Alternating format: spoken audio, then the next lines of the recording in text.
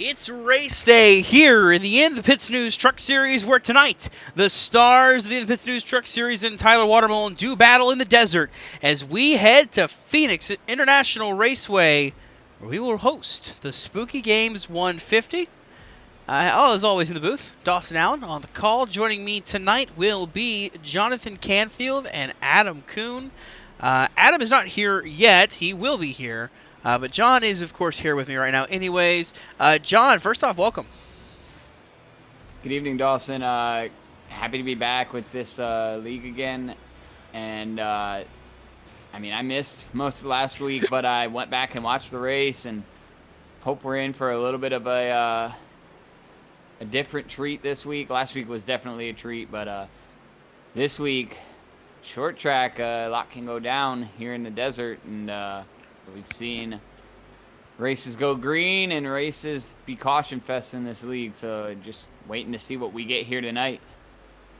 And you speak of caution fest, and something I want to highlight is one of the drivers in the field here tonight, currently third fastest. It's something that we've seen both times we've come here to Phoenix. He has been bad fast in practice. He would qualify up front, but just it would fall apart at the very beginning. That's Michael Kruger in the 14. You can see there, in 2 starts in Phoenix, he has yet to even crack the top 10, much less, the top 5 or even a win compared to his 43 starts across all tracks with 25 top 5s, 31 top 10s.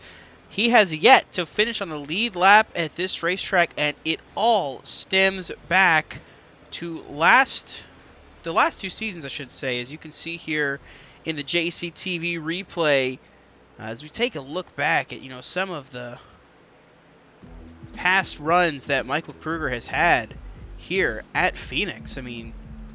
He's finished 16th in both races that have run. Just insanely bad luck, I guess, so to speak. It's been kind of weird to see how this 14 has been unable to break through and, get anywhere here at Phoenix. Yeah, but as you mentioned, Dawson, P3 on the board right now, and looking like maybe he's learned a little bit from them races and might have something here tonight, but definitely looking for a turnaround in the luck department for his own sake at this track. Yeah, tonight, currently third fastest was mentioned here in practice. He's been fast in practice every time. It's never been about navigating the course. It's been about getting through the chaos, which he has been unable to do. As you see him sitting there on pit road right now, he's been able to make these good runs. It's just, through practice and qualifying, he has yet to be able to break through and get to the victory. So we're looking to see tonight if he can maybe break that spell and finally, accomplish better than a top 16 finish. But right now, how about the first fastest on our leaderboard as we get our ticker pulled up here for you here tonight? Bennett Allen in the 15 machine, Ethan Fonseca Moreno in the 43, Michael Kruger in the 14. That is a PBR 1, 2, 3, and we look all the way down the standings to just about maybe 24th, where we see Josh Coppernoll. He's here in spirit, here for his PBR teammates. He has yet to figure out Phoenix fully. Was able to score top 10 last season, but he didn't beat me. It's a big key thing. He did not beat me, so we'll see if he can beat that time here tonight. Just looking through the field here, some other names to mention. How about Alonso Chicano? 6th fastest right now on the board. And the thing about Alonso, he has finished 2nd in both races that have run so far this season. The 2nd place coming at Daytona, losing to Michael Kruger there in that photo finish, the last lap. Then losing that late charge to Michael Walls at Homestead.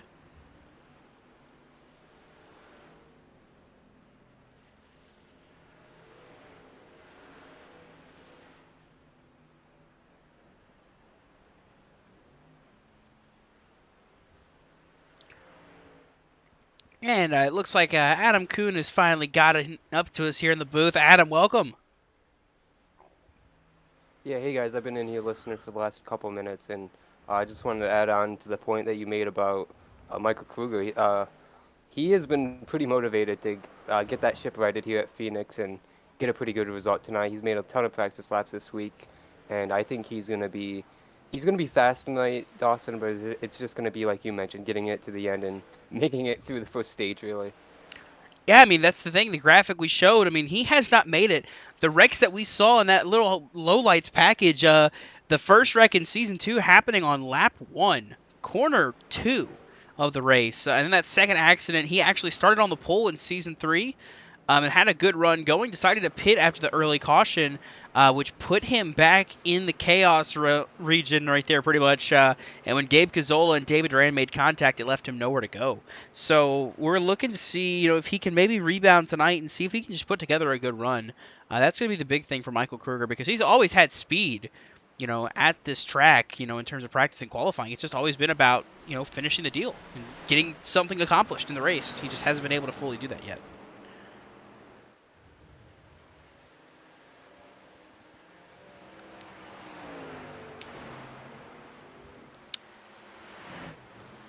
But Adam, what are your, you were working, obviously talking with your PBR guys. You kind of work, in tandem as the co-owner, quote unquote, with Josh. You kind of are there with the team a lot before the races, just kind of hanging out. So what is your thought process now, seeing them 1, 2, 3 on the board heading into this race? Well, Dawson, you got that confused. That's Radius. I was just down there really talking with Jonathan Poker tonight, our JCTV colleague who's going to be on the racetrack tonight. But I was mainly just getting ready for the broadcast and hearing what those guys had to say. But seeing them run 1, 2, 3 is pretty impressive, Dawson, because we know how ready Josh was for the season to begin, signing Ben Allen back to the league, bringing him back onto his team, signing Ethan to the team was a pretty huge get for him. And know Ethan and Jonathan Poker work really well together. So with Jonathan racing again tonight, returning to the league for tonight's one of his races tonight, he's going to help all of PBO. Even though he's not racing for Pistonbrook Racing, he's going to help that team tonight. And I think we already see a little bit in practice.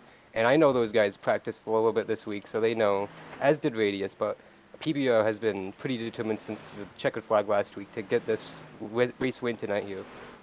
Yeah, and you talk about Parker running tonight. Jonathan Parker, he won Tuesday night in the Slide Job Racing League at Nashville, and then a winner again last night in the Dig Designs and AOR League. So he has already won 2 races this week. He is looking to be the first driver on JCTV to go for a week sweep, to be able to win here. That would be the thing. To be the first driver to win 3 races in 1 week here on JCTV. He's got 2 so far. He's looking for number 3 here tonight, so it'll be interesting to watch how he can do that, see what he can do, if he can put himself there at the end of this race. But, talking about, I want to go back and talk about the 25, Alonso Chicano, our Season 2 champion, heading into tonight's race. That number 25 machine currently sits 6th fastest. But Alonso, of course, he hasn't led any laps this season, but he's been the bridesmaid twice already. Second at Daytona to Michael Kruger, and second last week to Michael Walls. So, the speed has been there for Alonso Chicano. He has been able to be out there, battling for spots up at the front. He just has not been able to get out to the lead, and he's not been able to try to close the deal at the end of these races. Yeah, it's good to see him get those good finishes, because really the end of last season, we all talked about it, how he just wasn't up in the mix and wasn't getting the results we were accustomed to seeing from him. And even though he didn't really have as good of a pace last week at Homestead, he was right there in the mix when it mattered, and he capitalized, beating all of his Radius teammates there on that last restart, because behind Michael Wallace, it was just a Radius mix of guys finishing inside the top 5, and he was the best of the rest other than Michael Wallace there the other day. So Jason Grassi is going for some Formula drifting there on the back straightaway. Yeah, Jason Grassi, of course, the winner of the season. I believe it was last season's race, actually.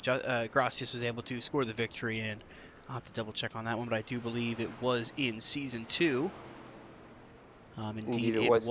Season 2, because he did not run our... it was Season 2. Sorry, because he did not run last season here at Phoenix. He ran Season 2, wound up scoring the victory. Kind of controversial fashion, so to say. Had a run-in with Carl Felver, I believe it was, in that race. Went on to win. He is back here tonight. This is his first race since, of course, I want to say Bristol of last season.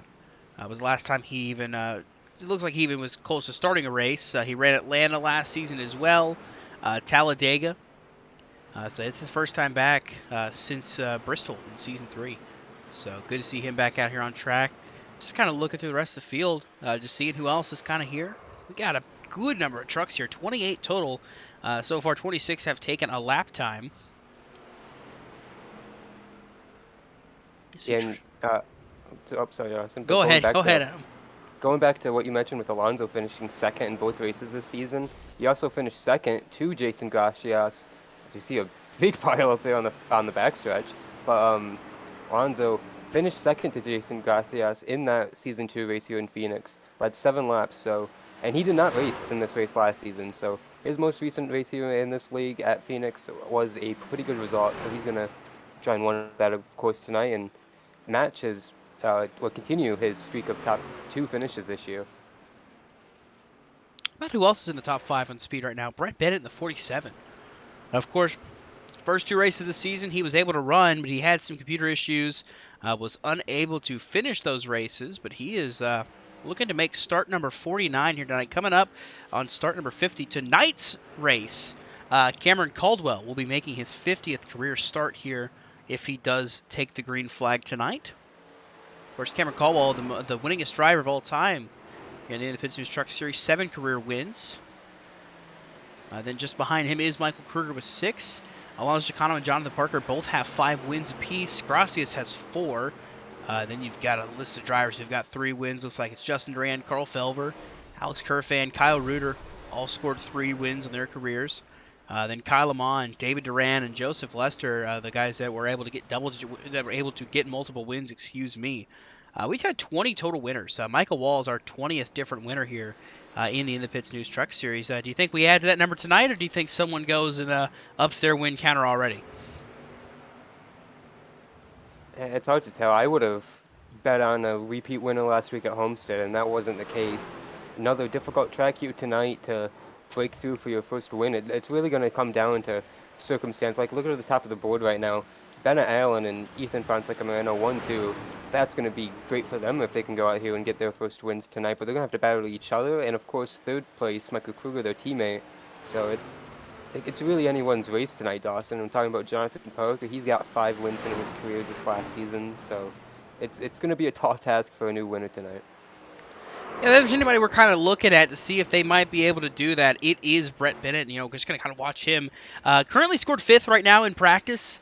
He's been pretty good at Phoenix, watching him race. So we're interested to see what he can do tonight, making start number 49 in the 47 truck. Of course, that Joseph Srigley AMR safety team stylized truck there for Brett Bennett. Looking forward to seeing that truck on track here tonight and seeing what he can do when we get the green flag here.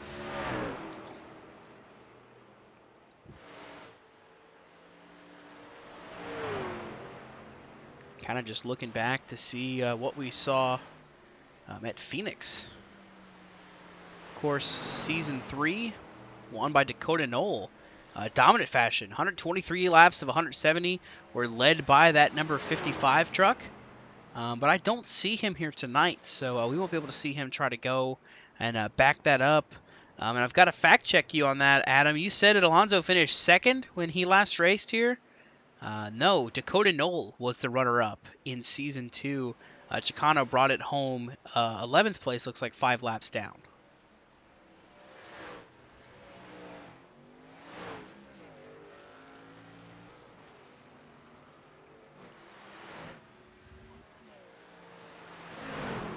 So just under 2 minutes to go here.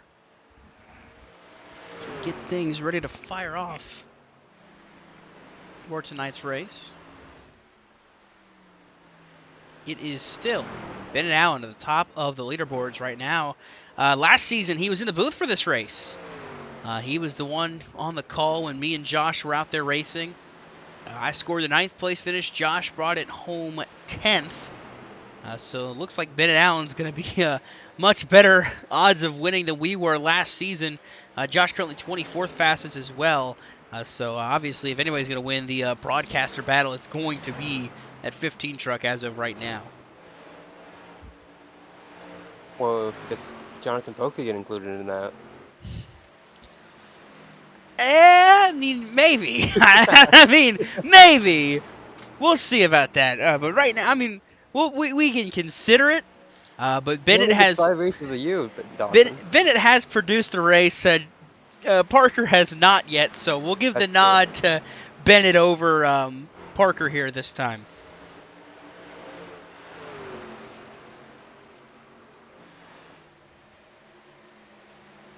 So are we saying that I get the automatic W on Tuesday nights? Yeah, pretty much. There's no two ways about that one. There's no two ways unless Josh decides to strap in and race. Well, actually, I don't know. We'll see. We'll have to see how that plays out. So as we approach the end of practice here tonight, Bennett Allen going to be fastest. Ethan Fonseca Moreno second. Michael Kruger is third for a PBR 1-2-3. Justin Duran comes home fourth fastest in practice. Brett Bennett is fifth. David Duran sixth fastest. Alonso Chicano seventh. And it's Tristan Maher, Cole Snyder, and Josh Arnold. That is your top 10 fastest trucks on track in practice. And now we move on to qualifying. So as things get ready to go, we're going to look and see. I think I know who's going to be one of the first trucks on track here tonight. Indeed, there he is, the 62, Zach Probst, rolling off pit road. He is always one of the first ones to roll off here in qualifying.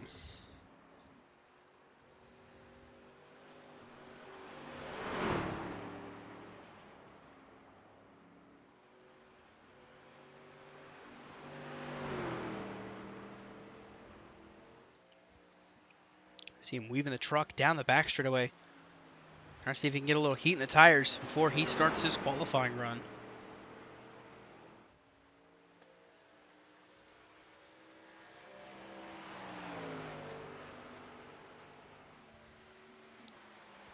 So looking to see who else is out on track right now. Brett Bennett, Ethan Fonseca Moreno, Roy Crump.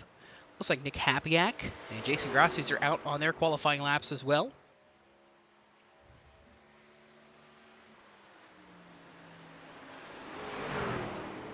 We watch Zach Probst in the 62 machine.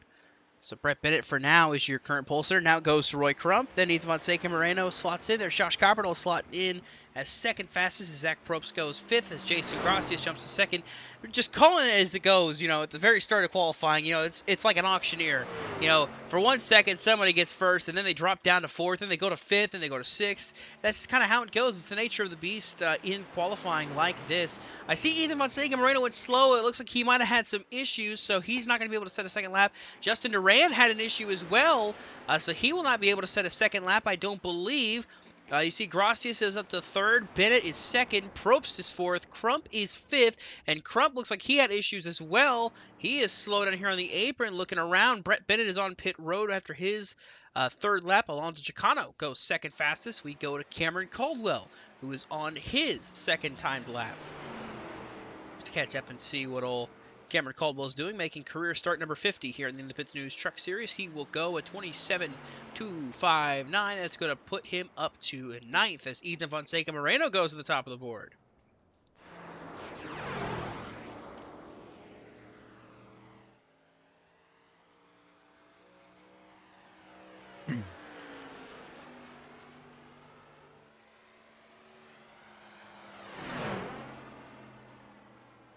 So here's Jackson Tate, currently on track right now.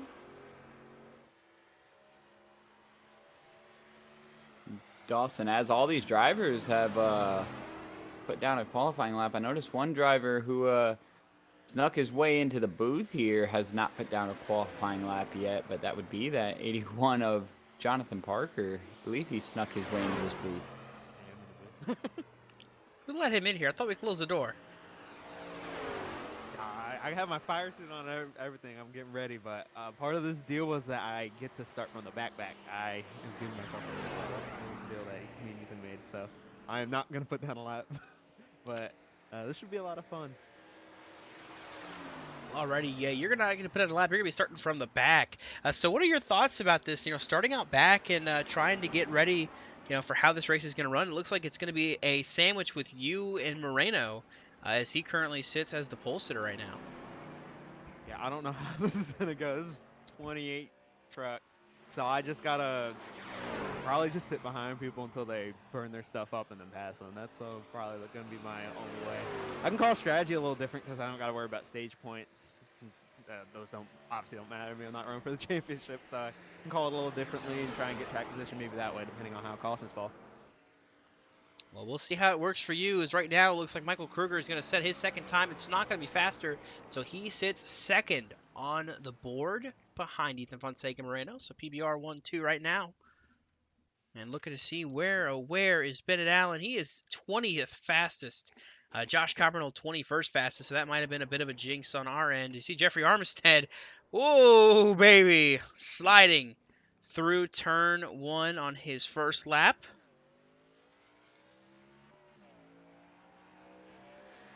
So he's going to have to go for his money lap here on this second lap with just 22 seconds. I don't think he'll be able to get his second lap in.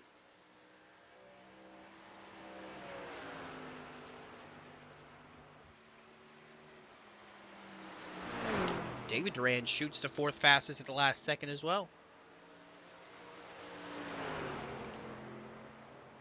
But it looks like Armistead's not going to have enough time. Time has run out for the driver of the number 20 truck. So with that, we've got your starting lineup here ready to go. John, if you're still up here, wish you best of luck in the race, buddy. And he's not up here, so that's okay. He'll hear it in post eventually. We'll see what happens. Starting lineup here tonight for the Spooky Games 150. Ethan Fonseca Moreno, Michael Kruger. It's a PBR 1-2 to start on the front row. Then it's Justin Duran and David Duran. Duran making up row number 2. Josh Arnold, Alexander Kerfan make up row number 3. Dalton Kelly makes his return here tonight to the In the Pits News Truck Series. He'll start to the inside of our Season 2 champion, Alonso Chicano. And then making up row number 5 to round out the top 10, it is Nick Hapiak and Brett Bennett. Cole Snyder is going to be starting in the 11th position alongside Jason Gracias. Zach Probst is going to take that 13th position with Roy Crump in the 14th position. 15th is going to go to Jackson Tate with Hunter Peach in that 16th position. 17th to Michael Walls with Cameron Caldwell starting in the 18th position. Jamie Wright's going to start in the 19th position with Harold Tucker III to his outside in that 20th position. Rolling off 21st is going to be Bennett Allen alongside JCTV's own Josh Coppernoll. And Jeffrey Armistead rolls off in 22nd alongside Jonathan Parker. Cody McCorker is going to make his return here in the 02, and Tristan Maher in the 69 starts out back with Ryan Bogey and Brandon Havens. That is your starting lineup presented by Mardon Technologies. Take a look at your race analysis here at Phoenix. 150 laps for 152 miles. The stage will end on lap 38. That's when we'll award the top 10 drivers some bonus points. 65 to 70 laps is the estimate for the fuel window I was given by the drivers. And you can see there it's partly cloudy with a 71-degree temperature on the racing surface. Well, it's that time. Who's your pick to win here tonight? We'll start with you, Adam. I'll go with the 24 of David Durand. He's pretty fast at these shorter style tracks. I don't think this is one of his favorites on the circuit, but I think he's going to be pretty strong again tonight. John, who are you eyeing as pick to win? No, I'm going to keep an eye on this 22 of Josh Arnold. Up here in the top 5 starting position, we've seen him have some clean races here in the In the Pit News Truck Series. And he's been fast in a lot of places, but never really seen him start this far up front. So interested to see him starting this far up front. I expect him to take home a win tonight. You're watching the 22. I'm watching the 23. Hunter Peach is my pick to win here tonight. We're going to see what he can do starting out in the back. Field is coming through 3 and 4. The pace truck has dived to the safety of pit road. It's Moreno, Kruger, the front row as they make their way through 3 and 4.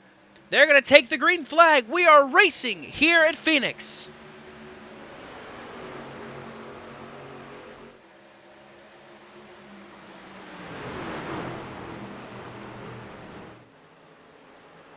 Three wide already coming off that corner. Dicey on the first lap to make those aggressive moves. We're going to keep it clean for now. Meanwhile, Michael Kruger to the inside, going for the race lead, and Justin Duran is going to slide. He's going to slide sideways in front of the field. Caution flag comes out. That's David Duran and Justin Duran in one wreck. believe it started with contact from their other teammate, Alex Kofin.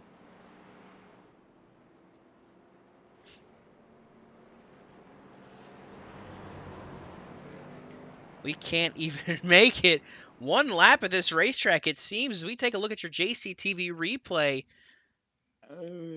Dawson, I know what you're gonna say, but that's Brett Bennett getting into David Duran that starts that. Oh, that is not Brett Bennett. No, that is Dalton Kelly that gets in the back of David Durand.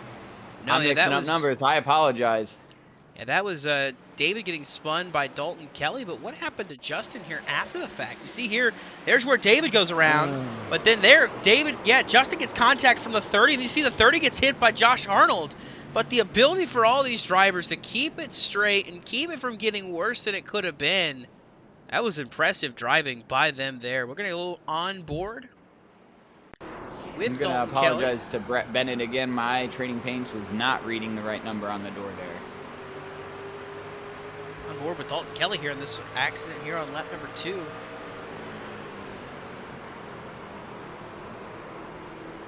see there, Justin sliding, Kerfan sliding. Yeah, and you mentioned that they all did great jobs, especially Kofin and David, though, to save those trucks from getting into the wall, spinning out, and being collected from 20 trucks bearing down on them here on the start.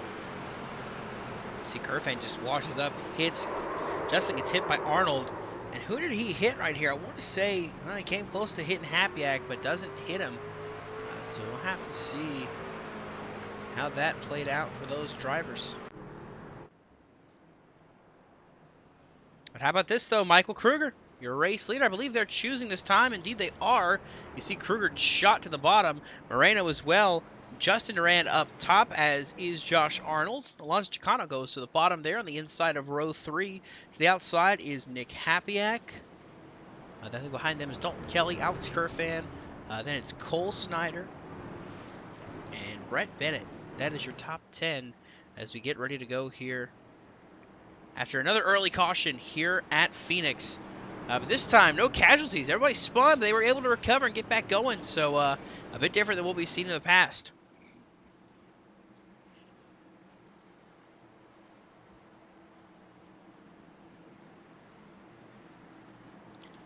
So as they make their way to 3 and 4, a long time before they get to that Geico restart zone, all the way to the back straightaway by themselves pretty much. It's Michael Kruger and Justin Durand on the front row. To the Geico restart zone they go. The green flag is out. Michael Kruger leads the field back to green.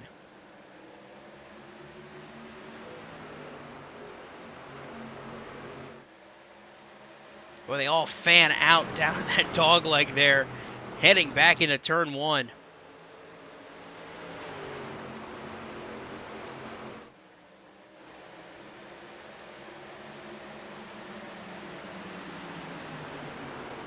Michael Kruger continuing to lead.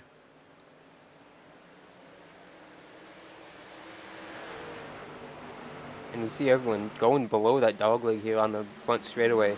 A lot of guys were pretty optimistic about if that was going to be used tonight on the starts, and everyone seems to be pretty committed to it so far.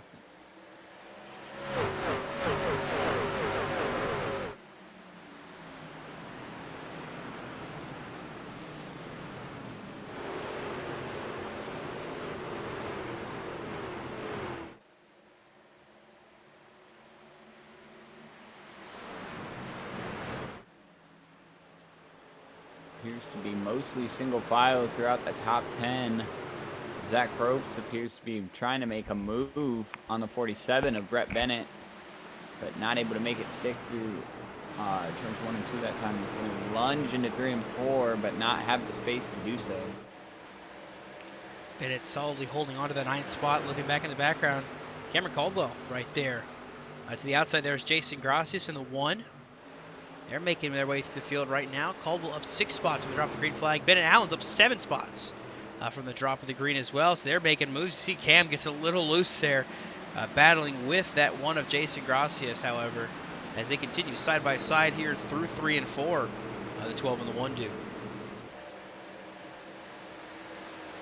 Look now, Bennett Allen's looking to make the move on the 1 now as the 12 clears. Oh, Dord, contact, Gracias up the racetrack. Able to keep it out of the wall, but Gracia's going to lose the spot. Going to try to cross him back over, get to his inside. Don't be surprised if a little bit of tempers flare later on for those type of moves. I mean, we're talking about Phoenix, very short track-esque type of track, but it races almost different than the other short tracks that you can go to. You can make a lot of weird and non-traditional moves, but right there, Bennett Allen puts it on the door of Jason Gracias, and surprised that Gracias did not try to cross over or send it in a little deep and give a move back to Bennett Allen. How about Alonso Chicano? Already up 4 spots from the drop of the green flag here, just 11 laps in. Up to 4th, made his way through the field here. He's behind Justin Durant, Ethan Fonseca, Moreno, and Michael Kruger, which those 3 right here are kind of getting a little more wound up together as Moreno and Durant have tracked down this number 14 truck.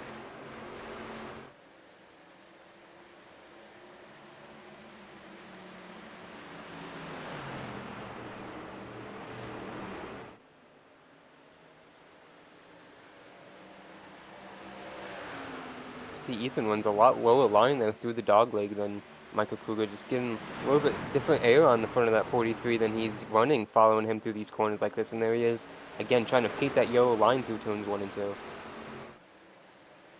Gets him a good run off the corner, and he's going to have a chance here soon if he keeps doing what he's doing to make a move on this 14 truck. Right there, gets another good launch off the corner, and he's going to pull it all the way down in that dog leg. And at least get up side by side. Should clear into 1 and 2. Sorry. And, yeah, put Ethan Fonseca Moreno to the lead here early.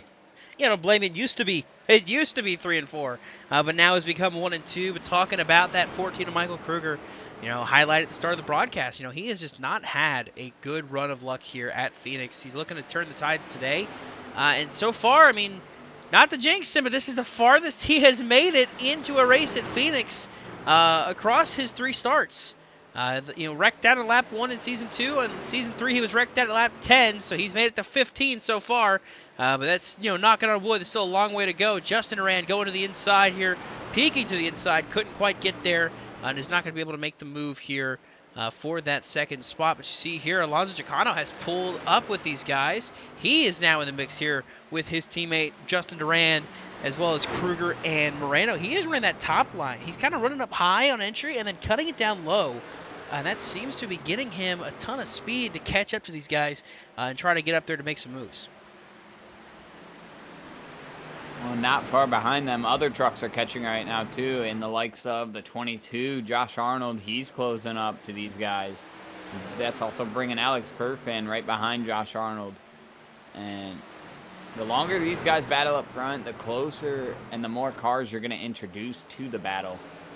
It's just as good as the battle can be on track, it also slows those 2 trucks down and brings more and more people into the battle. Looking at the field as they run right now, biggest mover of the race, Bennett Allen up to 11th from starting 21st. He has currently made his way through the field. He is up those 10 spots, wanting some more, going for a top 10 now on Zach Probst to the inside of the 62. And there's Brett Bennett as well in the picture, so he's going to try to go 2 for 1 if he can. Running side by side with Probst now down the back straightaway. Oh, contact! Sideways is Bennett Allen. He somehow gathers it up. Snyder going to send it to the inside. Bennett Allen washing up to keep clear. Now Cameron Carlo peeking the nose as Jason Gracias goes by. And man, Dawson, I don't know if you've seen that. That was major net code that caused that incident. Take a quick look back and see. I mean, he got right there to the inside of Probst and Bennett. They were running side by side, and you can see right here, there was nowhere near close to contact between the 2 of them to send him around like that. But around he went, and Bennett Allen went from battling for a top 10 and now back to 13th. And he's going to have to try to climb his way back up here. You can see just behind him, Cameron Caldwell, Michael Walls, last week's winner at Homestead. And don't look now, because Jonathan Parker is up to 17th. He's looking to make a march through the field if he can. Again, looking to become the first driver to sweep a week here on JCTV programming. Winner on Tuesday night at Nashville for the Slide Job Racing League, and then won last night at Kentucky for the NAOR Series. So he's looking to go for win 3 on the week. He's the first person ever to sweep a week. as he talked about, top of the show, Dawson. Oh, Bennett Allen, Zach Probst to the wall. Gotta wonder if there was a little payback involved there. There shouldn't have been payback there, but go back and look and see. Oh, Bennett just, oh, Bennett just about drove him straight up into the wall. It looks like there from that look. We're going to go on board with the 62 Zach Probst really quick. He's already slow right here, though, is the thing. But right there, he arcs in. Oh, maybe there was contact between he and Bennett Allen first and foremost to cause that to happen.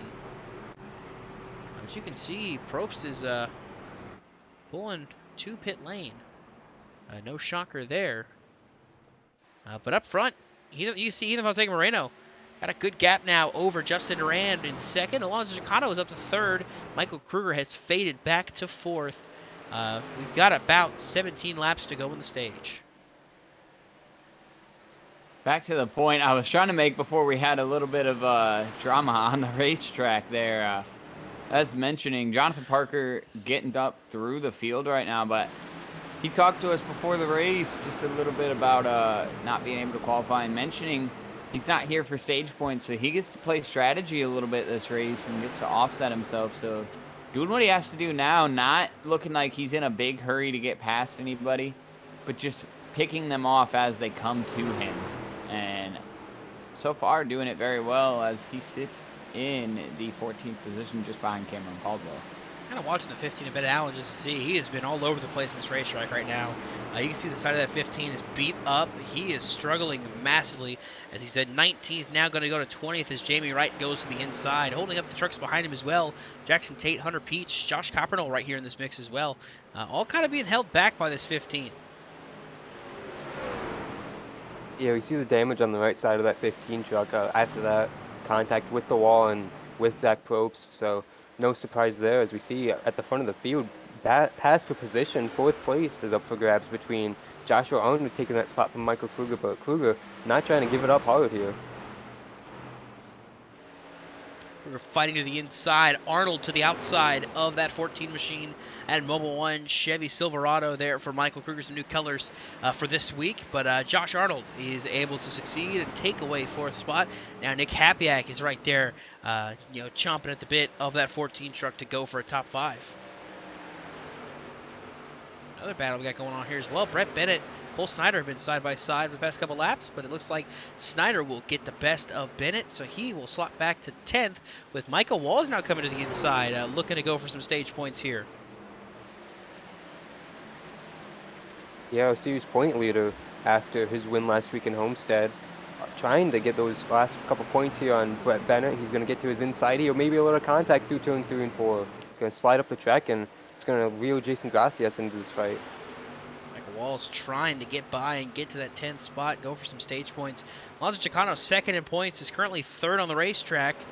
So Mike is looking to have a good run here today and see if he can't keep that points lead after today and see if he can't make a statement, He's not here just to battle around for those spots. He's here to battle for a championship, but already up to the 10th spot now, looking to continue his charge upwards, up 7 spots from the drop of the green flag. Another battle just happened there.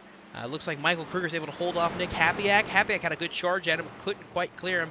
Now looking to get back at him here in that number 6 machine.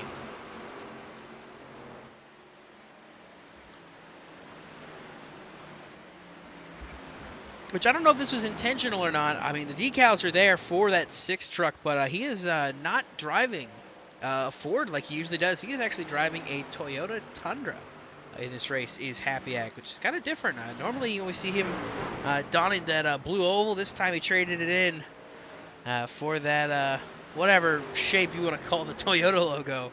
But he is using that Tundra today. Currently up to 6th right now, the highest ranked Toyota on track. I'm pretty sure he's one of the only Toyotas on track. Not a lot of people really running the Toyotas here in this league. But looking back, see Brett Bennett is still 11th, holding on strong. Battle going on, it looks like, between David Duran and Cameron Caldwell. This is for 13th, or actually 14th, excuse me. David is trying to march his way back through the field after having that spin earlier on, and I got to wonder if this is a case of him flying through the field because of the tire difference. Him having to pit because of that spin, get new tires. allowing him to really climb through the field here.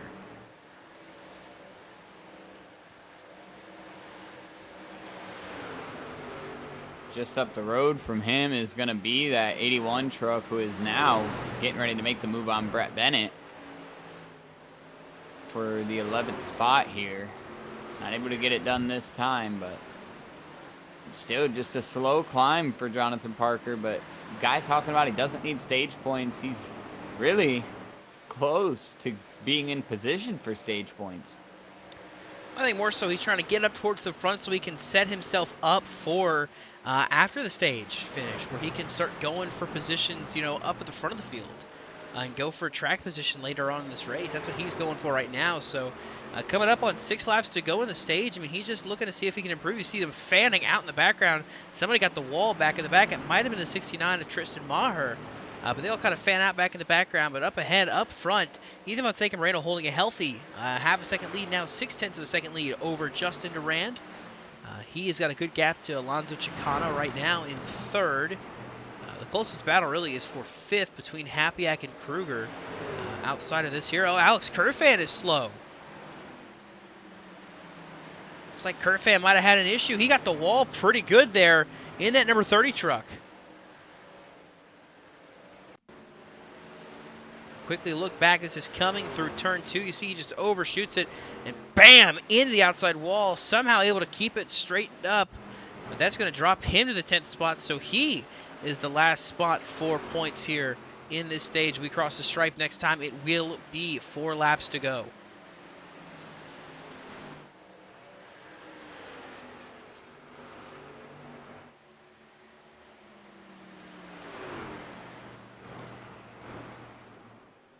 Yeah, Kerfan's impacted the wall there. That's pretty typical Phoenix turn to coming off that corner for Alex Kerfan. Just got too high up off there, obviously. And smacks that wall, and he's going to have a long night rest of this race.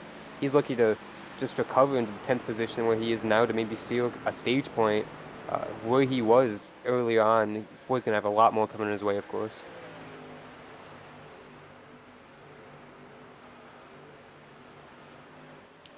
See there, Hapiak got by Kruger for 5th as we are approaching the final laps of this stage. Moreno leads, coming to 2 to go here in the stage for this race. And Jonathan Parker is closing the gap now for that 10th spot on Alex Kerfan.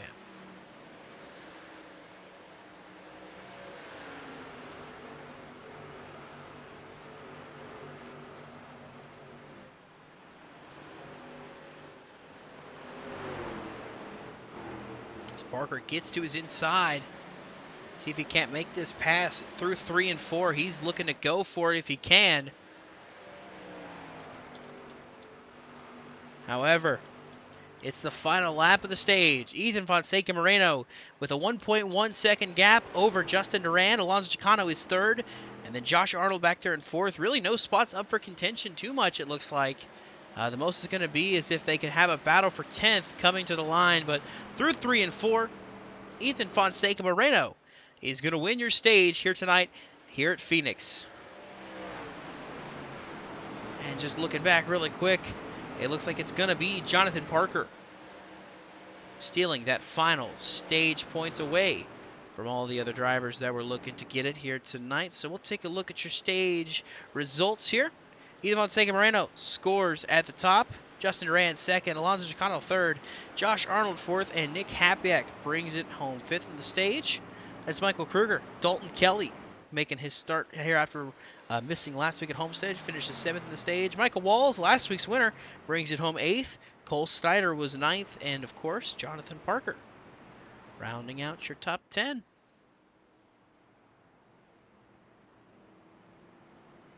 So we will let them get to their pit stops really quick. So you know they want to focus on all that. So Ethan Von Saken-Moreno is going to lead the field down this very long pit road as it goes from the back straightaway and hooks all the way around just about to the entrance of turn 1. So it's a long drive for these drivers to get to their pit boxes.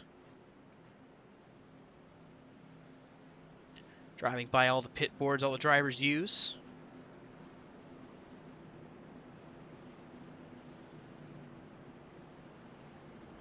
See the Savannah Bananas logo there on that red one. Wonder who that pit stall could belong to, but Ethan Fonseca Moreno will hit his box.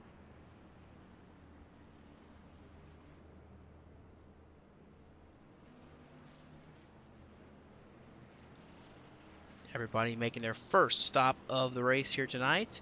And looking at it, it's going to be Ethan Fonseca Moreno beating them off pit road. The camera does not work here for some reason on pit lane. That's kind of weird.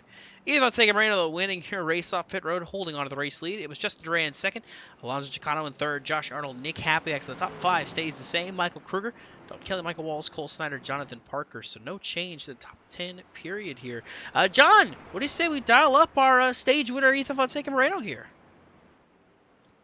Well, absolutely.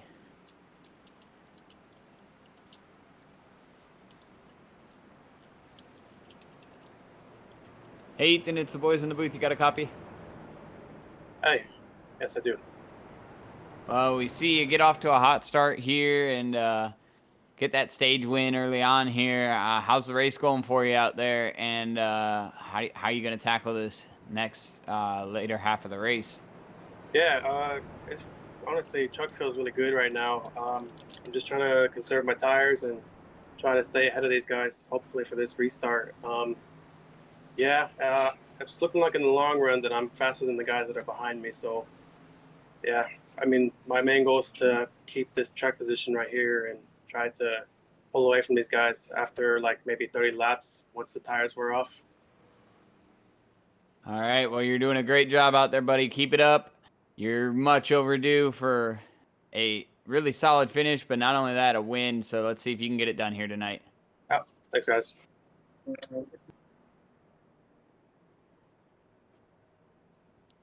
So as we continue on here, you can see Moreno first off of pit road as we get ready, I believe, to choose this time by. I noticed Bennett Allen is a lap down after getting some damage repaired, so he's going to be the only other truck off the lead. Lap 26 right now is Zach Probst is still on pit lane as we speak. Or was still on pit lane. He's actually back out on track, 13 laps down, so 62 is going to look to try and at least keep rolling in case anybody else has any issues, wrecks, disconnects, you know the drill. So, from the choose, that leaves us Moreno, Durand, Chicano, Arnold, Kruger, Hapiak. Then that's Kelly, on the inside there, Michael Walls, and Jonathan Parker to the inside of Cole Snyder. Pace truck dives off the pit road. They've got a long drive to make as well. So Ethan Fonseca Moreno going to lead us back to green. Of course, we mentioned it. We saw that on the graphic there, second career stage win. His first stage win coming last season at Chicagoland in the playoffs. So he's definitely looking to build up off of that. We'll see if he can do that here tonight. To the Geico Restart Zone. Green flag is back out. We are back underway in the Spooky Games 150.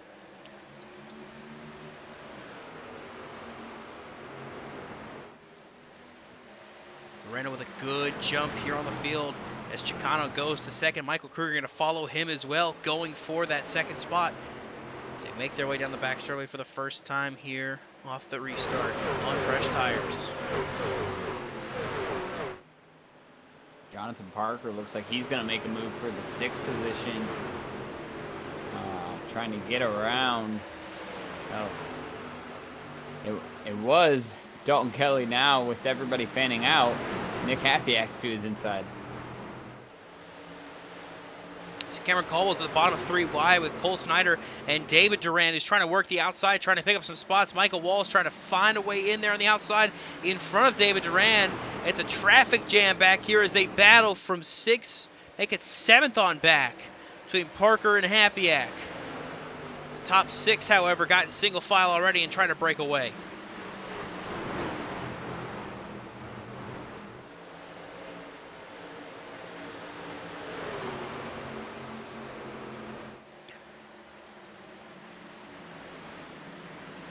Ooh, almost some contact there right behind Michael Walls. I believe that was Cole Snyder drifting up a little bit into Tristan Maher, and indeed it was. They're going to sort that out through 4 on the front straightaway, dive all over the place, almost make it 3 wide on last week's winner. But Michael's clear of Tristan right there into turn 3. Somebody back in the background dropping like a rock on the outside lane. Couldn't tell who that was. They have faded away. Meanwhile, up front, though, battle for the lead. Here comes Alonso Chicano to the inside of Ethan Fonseca Moreno for the point. Diving to the apron, Chicano trying to make the pass. Can't quite get there. To the inside of the 43, the first challenge Moreno's had all night for the lead. Spinning, caution, wrecking, upside down, Tristan Maher flipping into the wall. Caution is going to fly for the second time here tonight for cause. And it's the 69 of Tristan Maher finally on all fours. He took a tumble. Wow, that was a pretty gnarly wreck there, guys. That was ugly. We saw him a moment ago running that top lane, almost got squeezed into the wall by Michael Walls a few laps ago, but here he is on the bottom of the racetrack where this all started.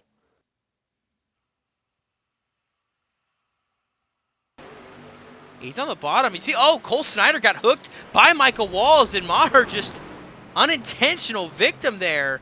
Man, he went for a ride.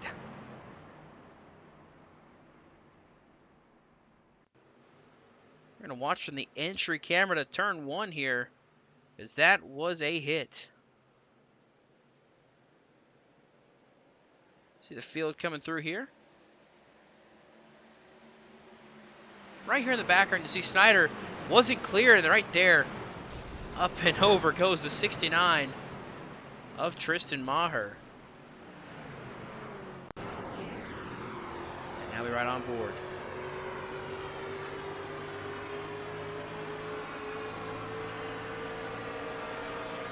Just outside, just no clue what's going on. It's, oh, just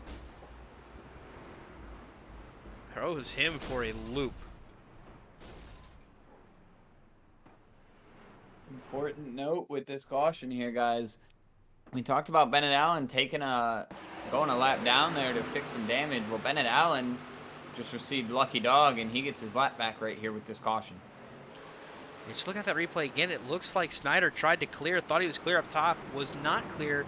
Michael Walls was there. It ends up stacking the field up behind him, real on board with the 7 truck here real quick as well. So right there, yeah, the 19 tries to pull up. Just no shot of doing that, but man, that 69 truck got some massive air there in the background.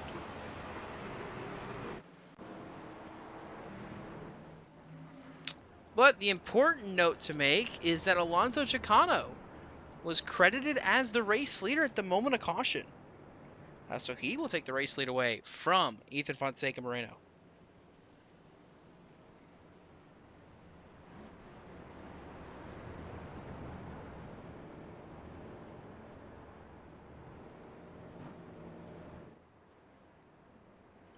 So the field makes their pace laps. Of course, that's our second caution for cause tonight. Third caution overall. The first caution coming out on lap number 2 with the incidents with the Duran brothers and Alex Kurtfan. We've seen Zach Probst, Bennett Allen have issues in this race as well, but did not bring out a caution. And then on top of that as well, that caution there just recently bringing out another caution here tonight. Of course, the second caution that came out tonight was for our stage, where your stage winner, Ethan Fonseca Moreno, took that green and white checkered flag. So we're going to be choosing again this time. Chicano to the bottom, Moreno to the top. You see Kruger. You see Durand. That's Dalton Kelly right there in 5th. Having a good run so far in that number 45 truck.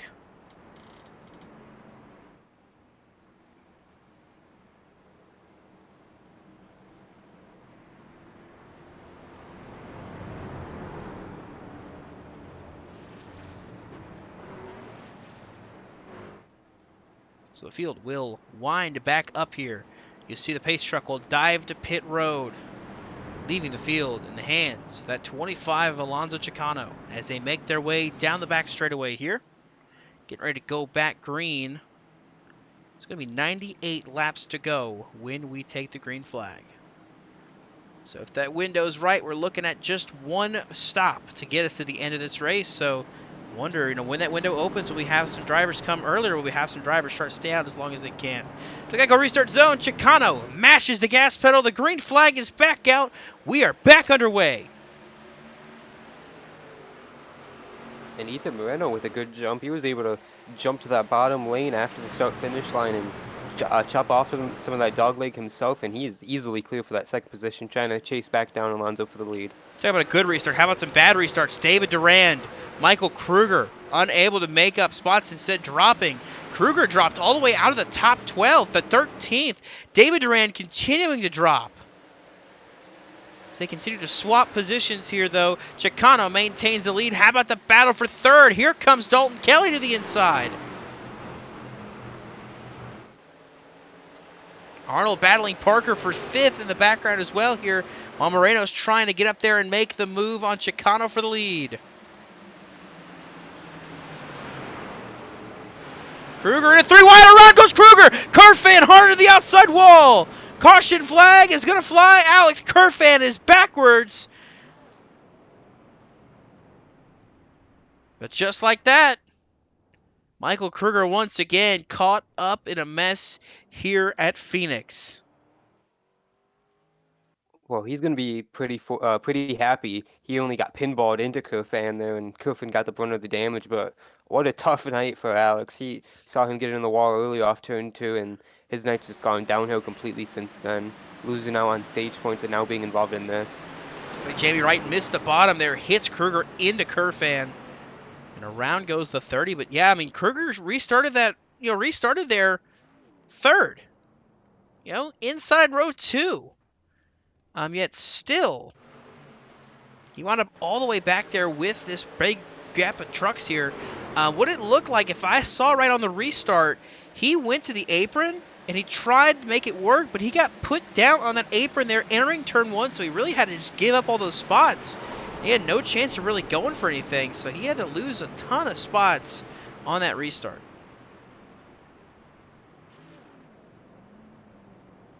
Dawson, I've gone back and looked at the replay a couple different times. It looks like we have our second incident by cause of netcode, because just looking at it from every angle I could, I don't see any reason why Kruger's truck kicks out the way it does than collecting Kerfan in that wreck. So another case of netcode just messing with these drivers here tonight.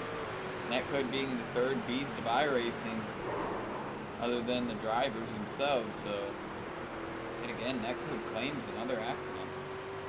I don't know about that. With my view that I had here, it almost looks like that zero truck drifts up and gets into the 14 here.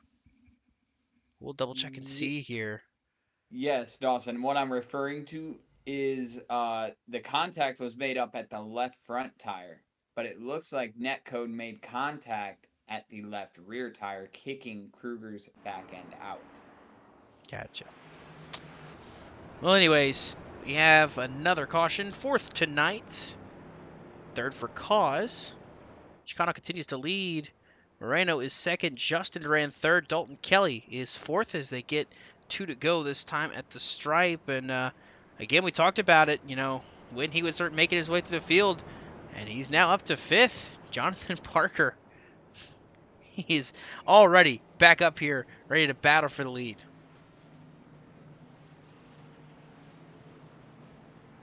It's almost like he never left.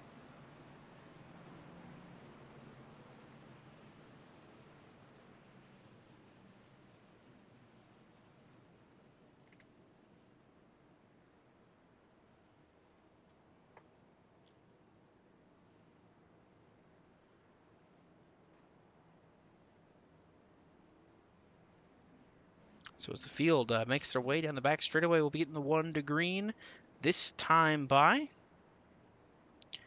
Alonso Chicano continuing to lead, and it's more laps that he's leading here. Gets him closer to that 1,000 mark. Start of the season, he had 968 laps led across the first 3 seasons. Just needed a handful more to hit that number 1,000. So far, leading a couple laps. He should be able to get it tonight if he can lead a good portion of it, but it'll come down to it. We'll have to see how many he leads at the end of this race.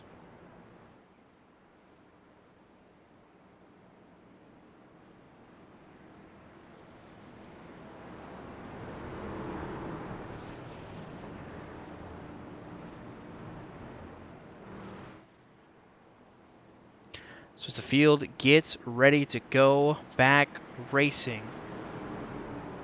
it's going to be Chicano and Durand making up row 1. Ethan Fonseca Moreno diving to that inside of row 2. To his outside is Dalton Kelly. Then it's Jonathan Parker, Josh Arnold.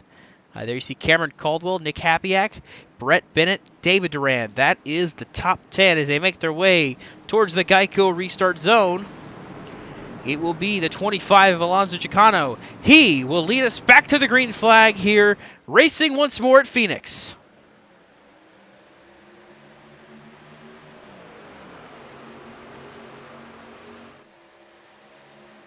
See the way they fan out here and then just shoot right back together as they make their way through the corner. Oh, spinning, wrecking in the back. That's Brandon Haven to the 40. Caution flag is going to fly quickly here as the 40 truck goes around.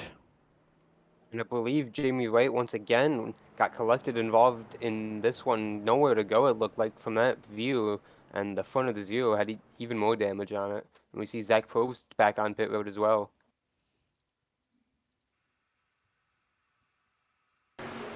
Take a look back and see what happened here with the 40. Drifted up, almost got Jackson Tate, then hit by Jason Gracias. Jamie Wright, Cole Snyder. That's the 64. Harold Tucker involved as well. And then Zach Probst at the very end there, trying to sneak his way through, but just couldn't quite get there. That looks really strange, Dawson, just the way the 40 just slowed so abruptly entering the corner.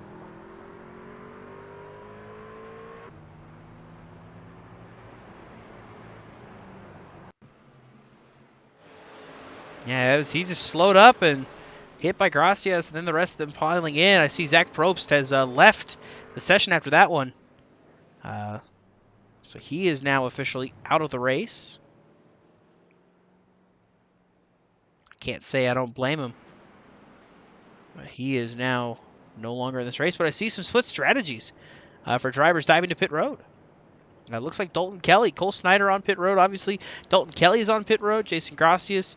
So a lot of guys that are getting damage repaired, but Dalton Kelly coming down pit road, foregoing that third place running position to come down and get some service. Yeah, we think we're just outside of the fuel window here. So we see another truck pull off there and tow. I believe that was Cole Snyder going to the pit lane. Yeah, Cole Snyder, the 19, might be calling it a night, or he might have had something go down. But he is towed it to pit road, so he is now going to be knocking himself a couple laps down. There's Bennett Allen on pit road. They try to get some more of that damage repaired if he can. But Dalton Kelly, 19th right now, coming off of pit road. So we'll see what that can do for him up front. Though it's Alonso Chicano and Justin Durand still leading the field here. And Jonathan Parker now slots up into third.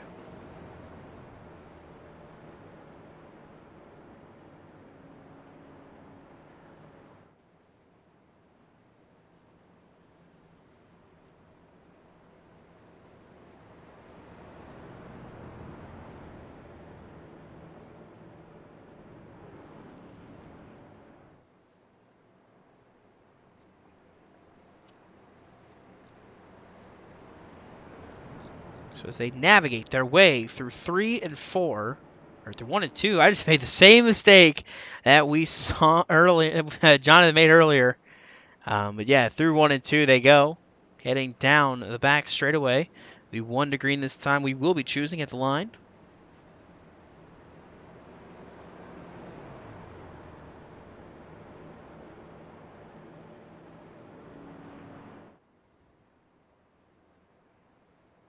So as they cross the stripe here, you see Durand follows Chicano to the inside. That leaves Jonathan Parker, Ethan Fonseca Moreno on the outside. Cameron Caldwell cracking the top 5 to the inside. There he goes. Josh Arnold takes the outside of row 3. Behind them, it's Brett Bennett, Nick Hapiak. And it's going to be, oh, looky here, who's cracked the top 10 tonight now. Josh Coppernol going to restart this one 9th here. Finally made his way up through the field.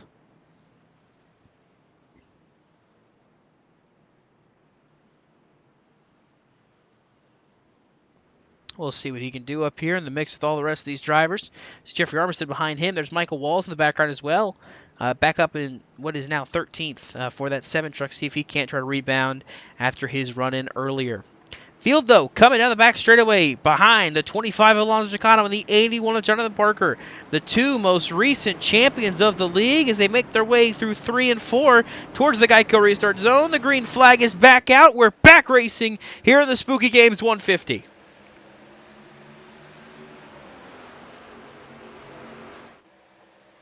Fan out. Funnel back in as they make their way to turn 1. Michael Kruger all the way on the apron there. And spinning on the back, it's Bennett Allen. Spinning by himself in the 15 truck. But that'll bring out another caution. Yeah, pretty interesting. That's going to bring out a caution, Dawson. I don't think he really got much damage, if any, from that. Just a quick, small spin back of the field, and he's going to continue on without collecting anyone else, but we are back under the caution here. Just spins it out. Jamie Wright came close to getting involved in another accident, but he was able to miss it. So Bennett Allen spinning again. I mean, it almost feels like he got a little too hot on Dalton Kelly and tried to get out of it to not hit him. Man, great job locking it up, keeping it from hitting anybody else. Making sure that he is able to avoid it. So see some more drivers coming down pit road. It looks like some of the further back half of the field. Dalton Kelly's back on pit road, as is Jamie Wright. And Dalton Kelly, though, I'm wondering, this is just topping off on fuel, seeing if he can't just make a stretch here to the end of this race. Yeah, I think he was about 10 or so laps short, not including him saving there under that last caution, so this is definitely going to help him if he is trying to just one stop it here from the end, including this one stop right here. It's going to be a tall task to save it all this way, but if we keep getting these cautions at this rate, it is very well possible. Well, the thing with that, I mean, when we get the green flag, it'll be close to 80 laps to go. We'll be right there at that, window where it's on the verge. So if he can top off coming to 1 to green and then just save, he's got a shot at making it here without having to make a green flag stop. But that's also not factoring in a caution coming out to really kind of kill, any kind of thought for, anything about, a good run. So we'll have to see, though, what he can do with this strategy, kind of off cycle from the rest of the leaders.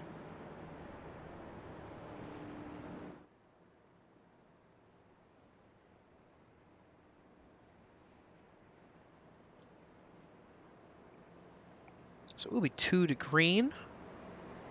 Get the green flag on lap 70. It will be 81 laps to go when we go back green.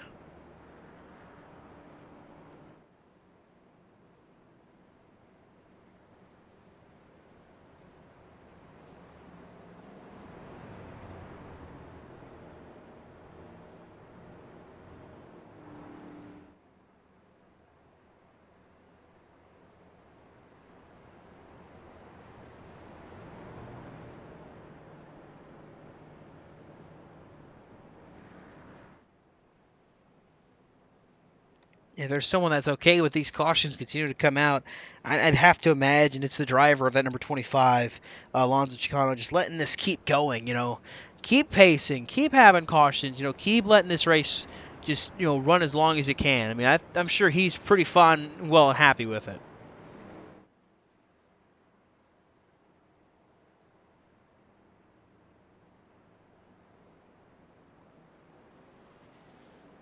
Just looking back, I mean, his last win here in the Pits News Truck Series came all the way back at the start of Season 3. At the very early stages of Season 3, I should say. He was able to win the Charlotte race near the very beginning of the season. Started on the pole, won the race. After that, he has not been able to make his way up to the front to go for some wins. He's had a lot of second place finishes, but he has yet to be able to score another victory. So we'll see what he can do here tonight. As the pace truck dives off, he chose the inside. Parker back to the outside. See there, Arnold chose the inside this time. Inside of row 3 to his outside, I believe that is going to be Ethan Fonseca Moreno in the 43. It'll be 81 laps to go when they take the green flag. Chicano, Parker, side by side to the Geico restart zone. The green flag is back out. We're back on the way. Oh, and wrecking! Cameron Caldwell somehow saved it. They made contact, he and Joshua Arnold. Caution's going to fly, however. Michael Walls, I believe, was spun out in the background there, but that was a very bad restart all around. You called it, Joshua Arnold. I think he got into Justin Duran to start it, and then there was the contact with Caldwell behind. Gonna have to kind of pick this one apart, see what happened here. It all started with the 12 and the 22 of Caldwell and Arnold. Arnold was trying to get a good restart. He was trying to stay with Chicano and Durand. And you'll see right here, he's the inside of Caldwell. He drifts up, and there's net code contact, still contact between he and Caldwell. That sends them. Take one last look at this contact between the 22 and the 12 right here. See Justin Durand doesn't go, and Arnold tried to go to the outside, couldn't make it work. But you'll see right here in the background, contact between McCorkle and Walls. Walls able to keep it gathered up, but still going to get the caution flag, so he's not going to suffer too much. He'll drop some spots, but he won't have to worry about, a damaged truck or having to climb back through the field as much as it could have been. But again, that's more caution laps, and again, the one person that's helping besides maybe Alonso Chicano is going to be Dalton Kelly. Continuing to get to save under these cautions or getting to pit under these cautions and get more fuel.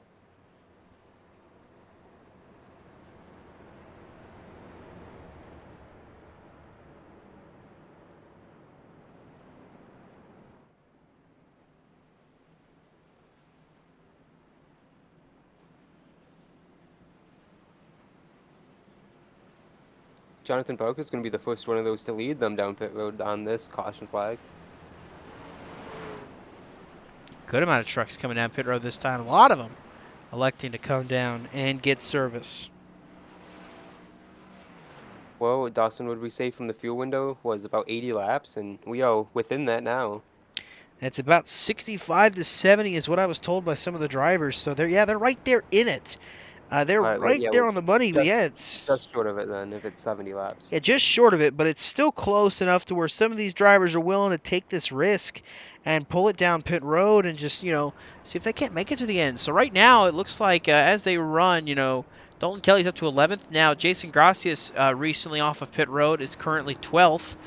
Jonathan Parker, they're 13th. Ethan Fonseca Moreno, Nick Hapiak, Brett Bennett, Josh Arnold down pit road, Josh Coppernoll, Hunter Peach, Jeffrey Armistead, Roy Crump came down, Cameron Caldwell, and Brandon Havens all electing to pit that time. You see Gracias going back down pit road, possibly to top off. Yeah, Kelly as well. Arnold and Armistead also back of the field. Just going to top off and see how much further they can make it.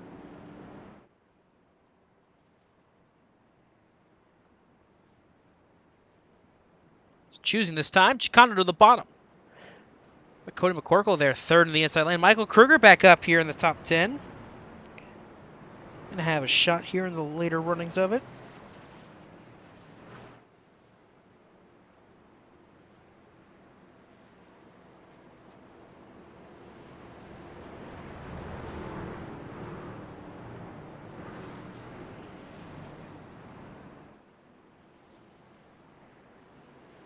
So we'll see how this shakes things up with the strategy calls being made here by some of these drivers to get back in the back, but also try to make it on fuel.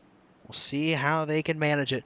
Pace truck, of course, diving to the safety of pit road. It's Chicano and David Durand to his outside. Justin Durand and Ryan Bogey. How about Ryan Bogey in row 2 there on the outside in the top 10, in the top 5 even. Cody McCorkle, Jackson Tate right there as well in that number 11. We'll see what happens as they come through 3 and 4 to the Geico restart zone. Chicano is going to lead the field back to green.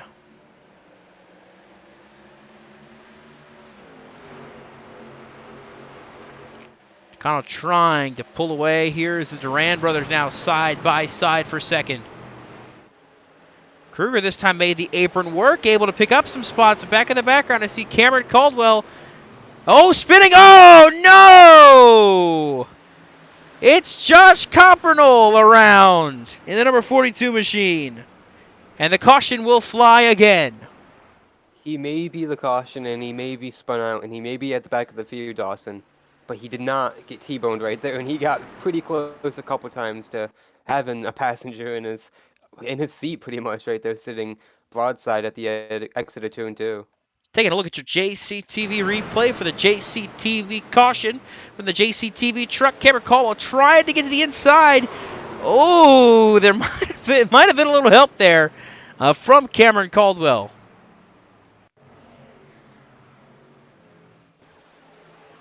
Looking back to see Caldwell trying to send it to the inside. Was there any contact? Yeah, maybe just a little bit.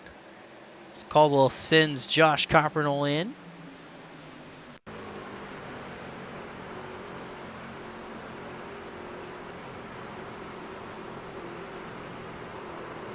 Just tagged to 42.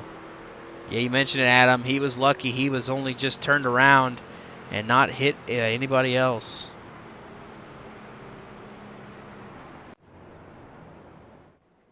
So now we're over halfway, and we are fast approaching that fuel window. So I see, though, it looks like David and Justin are all filing into the bottom there. Down in the bottom lane. You're going to maybe see these guys come down pit road. Is Kerfang going by as a free pass?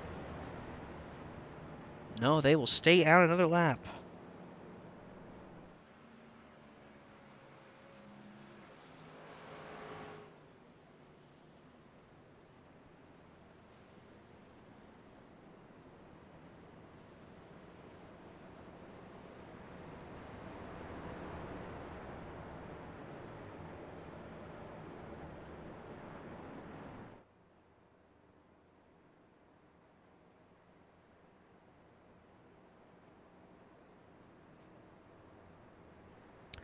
So looking to see what this field is going to shake out to be. It looks like Michael Kruger is on pit road. Looks like almost all by himself here in that number 14 machine.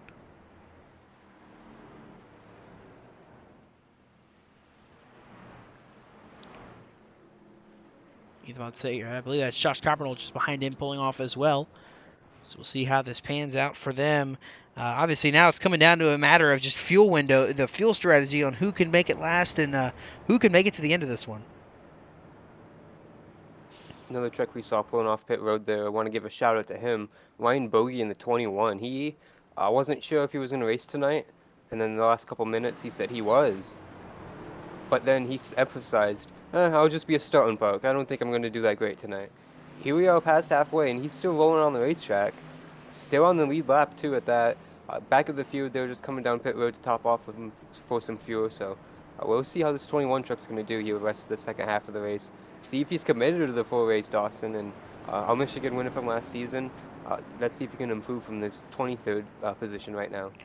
Yeah, I would love if he'd stay and run this race. I love that sit-go scheme that the Wood Brothers Racing team drove. It's a great scheme, and he's done a great job tonight. You know, he wasn't very happy. He wasn't very confident about his run tonight, and here he is, though, still running strong. I mean, he hasn't had any issues.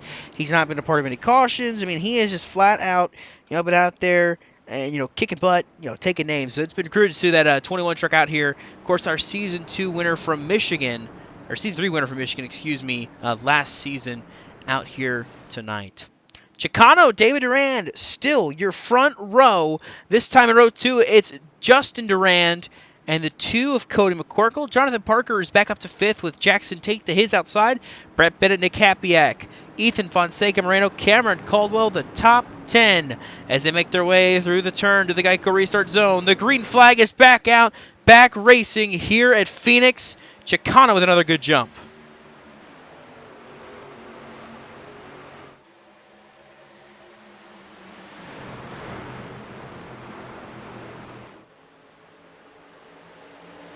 Chicano get the good jump. The Durand brothers are going to be side by side. Oh, Bennett Allen hard on the wall on the back straightaway. Somehow managed to keep it straight this time, but another hard wallop to the outside wall for that 15 truck.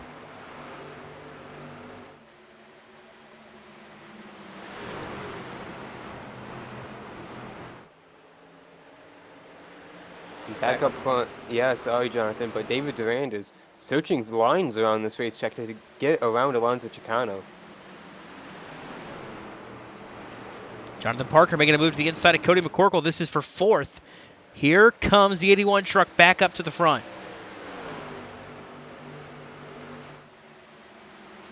Meanwhile, back in the background here, it's a big mess. Trucks battling for every spot they can take.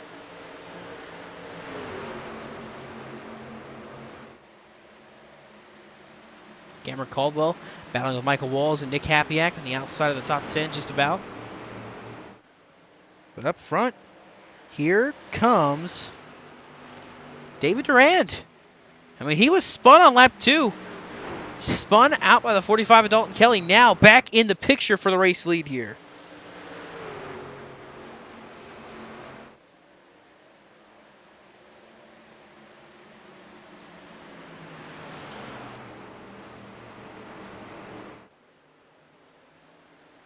Ooh, that was a good turn forward for David there. Going to peek to the inside here on the front straightaway. We've seen this move tonight. For other race leaders, we have a caution back out that's going to deny any chance for David. Alonso is going to keep the race lead, and it's their teammate, Jason Gracia, spun out in the dogleg. At the one truck, Jason Gracia's around. And while one teammate, is not having a good run there, getting spun out, Alex Kerfan is cheering on these cautions because the more of them we get, more laps back he gets. So we'll take a look at your JCTV replay, see what happened to that one truck here. Battling with, I believe, that is a 2300 Peach, and he got sideways. I don't know if there was contact with Roy Crump beforehand, but around he went afterwards. Take a look and see if there was any contact. No, it just got loose. Yeah, I think he just crossed over that yellow line, center of the corner, just the wrong spot. It's been a very uncharacteristic day for this one truck. Our Season 2 winner here in Phoenix. He's been involved in quite a few different things tonight. Been not really at the front of the field, really, to compete for this race, but he's back on pit road here and try and get it fixed up for this last half of the race. See, finally, And the Chicano. top 3 Yeah. also come down here, but they were the only ones relatively out of the majority of the front runners to come down.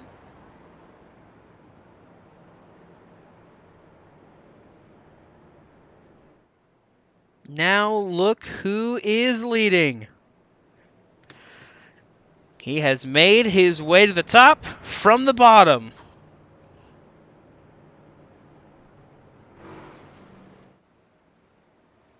There's a Drake joke in there somewhere. Don't worry. But yeah, Jonathan Parker out front now, back to the race lead for the first time here tonight. You see Alex Kerfan going by. He is now 2 laps down. 2 more cautions. That 30 truck will be back on the lead lap. But he's hoping for those cautions to keep falling and keep flying here tonight.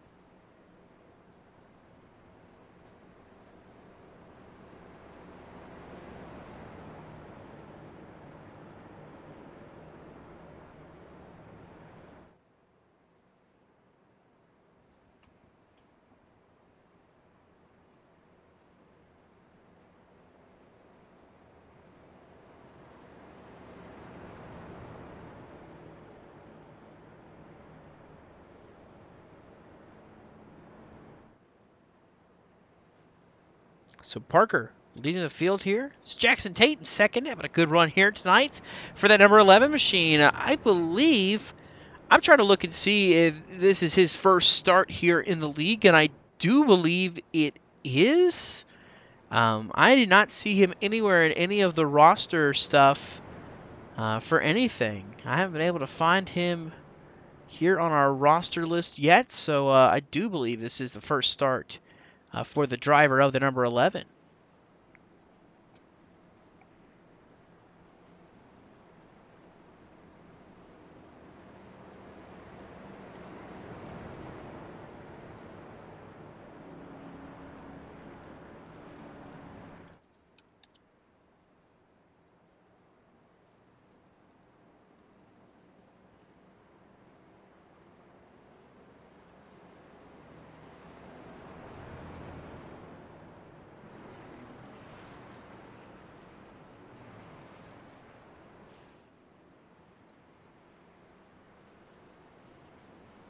Field double file again here tonight.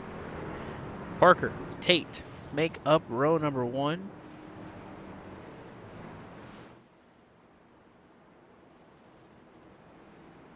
This pace truck will dive to the safety of pit road once more. Parker is going to be your leader.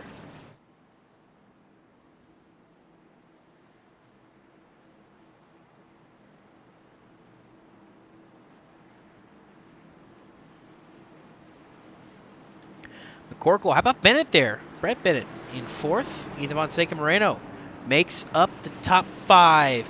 They got go restart zone. Parker leads the field back to green here at Phoenix. Not a great start on the outside. It's going to allow Cody McCorkle to get in this fight here. Brett Bennett right there on the outside on the second truck on the outside, diving into turn 1 and 2.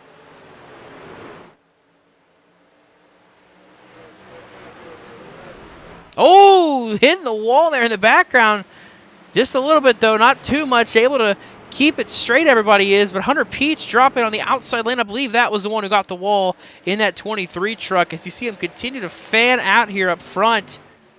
But Jackson Tate's not really going away. He's still right there with Parker.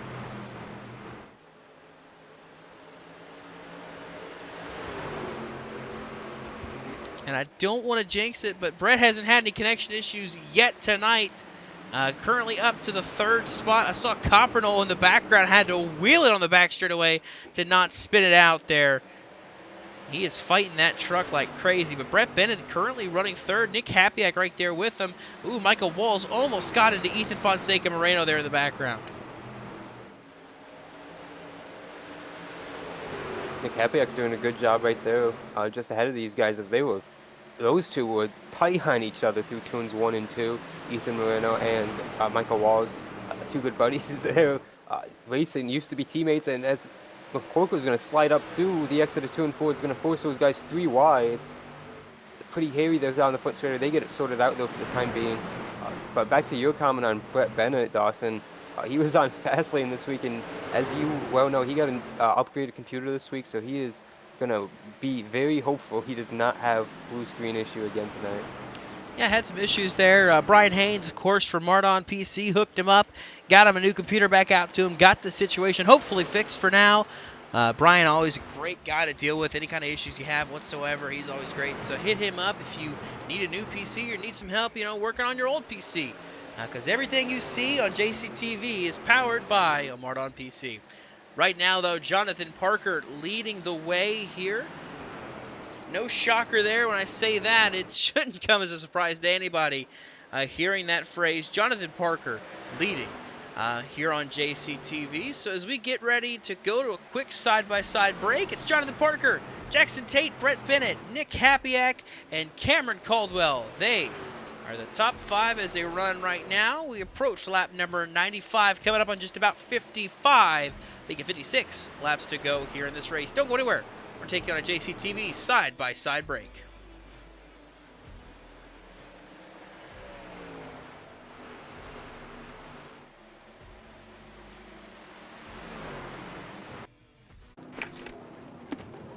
Hey man, you cut me off back there. What you gonna do about it? Oh man. Can you feel it? The taste of Coca-Cola. Well, the race all right, fine.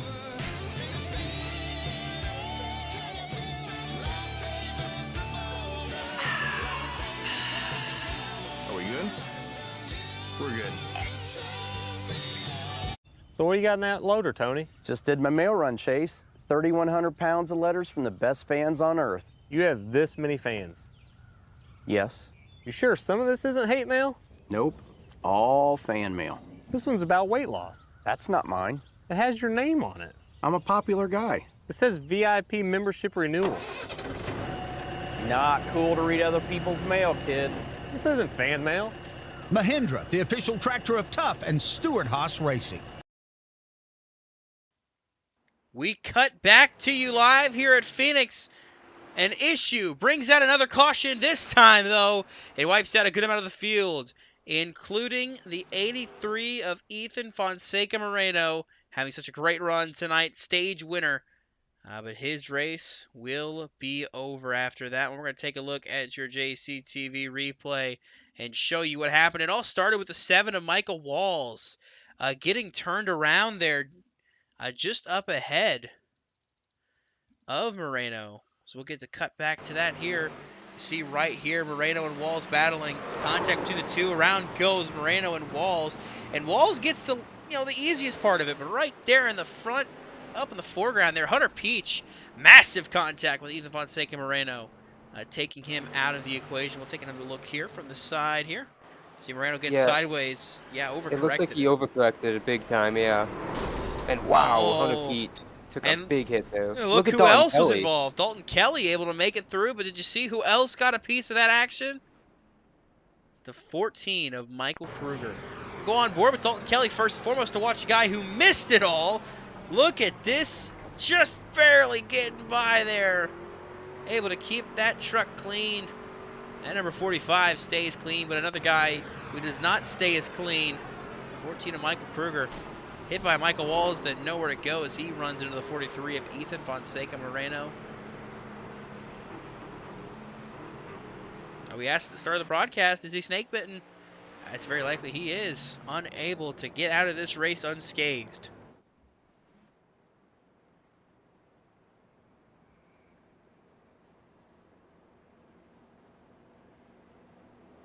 That's a real shame for those PBR guys. We talked about top of the broadcast how well they were doing in that practice session and how fast they are. And all three of them, really all four of them involved in incidents tonight, but all three of them that were looked to be super fast at the start of the race, super fast in that practice session, and just could not put the whole night together here tonight. And other circumstances pretty much are preventing them from being up in the front, just being involved in incidents tonight.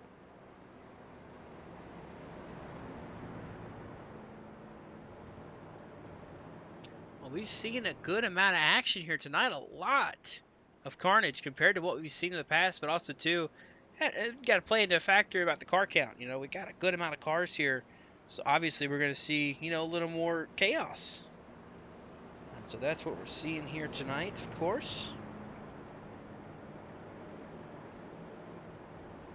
But now it looks like we might be getting one to green this time. Jonathan Parker, Brett Bennett, Nick Hapiak, Cameron Caldwell. How about Jeffrey Armistead?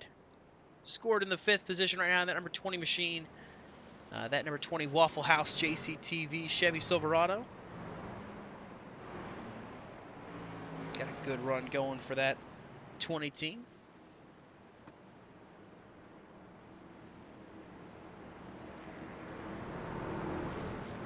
But how about the polar opposites of this front row? Jonathan Parker in 1 season, 5 wins. In Brett Bennett's 3 seasons of running, 0 wins. We'll see what happens, who prevails here. It will be 50 laps to go when they go back green. Parker's looking to hold off and sweep the week. Bennett's looking for career win number 1. Hapiak is also hungry for his first career win. And Cameron Caldwell is looking for his 8th career win here in the league. And Armistead going for win number 1 as well. Field going through 3 and 4 behind the 81 of Jonathan Parker as they approach the Geico restart zone. 50 laps to go here at Phoenix. We're back underway. Bennett did not get going, and Caldwell going to the inside. Now trying to get to the inside of Hapiak as well, trying to go 2 for 1 here on the start.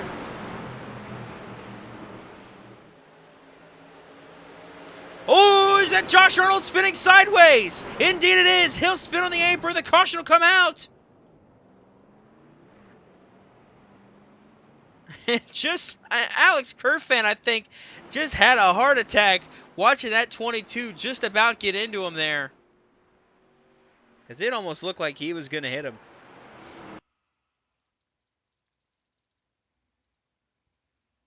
Take a look at your JCTV replay. 22 just loses it there on the corner. Right here. Whew! Close one for that number 30 truck.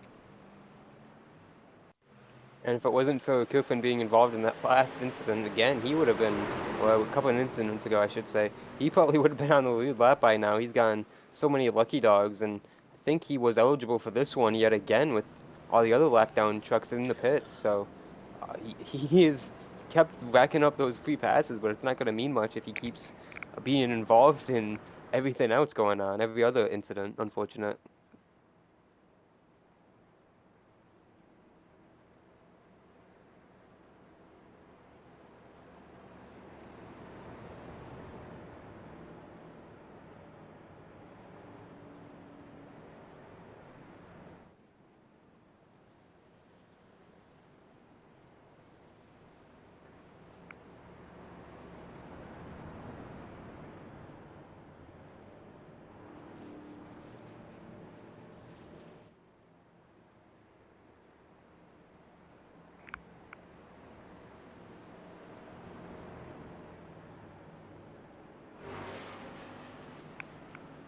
There goes Kerfan. You mentioned it. Yeah, Kerfan is the free pass again. What would have probably been on the lead lap if not being involved in one of the earlier cautions as well. Now puts him 11 laps down on the racetrack. Ethan Fonseca Moreno is currently 23rd. He is 7 laps down, beginning extensive repairs. So Kerfan in just a few laps will be able to catch him. Hunter Peach, 22nd on the leaderboard, is out. And then Bennett Allen, Cole Snyder, Zach Probst as well are out. Tristan Maher is shown on pit road. He is 56 laps down. If he goes out for a lap, he can beat the 62 Zach Probst, but I don't imagine that 69 going back out on track, but you know, I could be wrong about that one. Other than that, we've got 21 trucks still on the lead lap.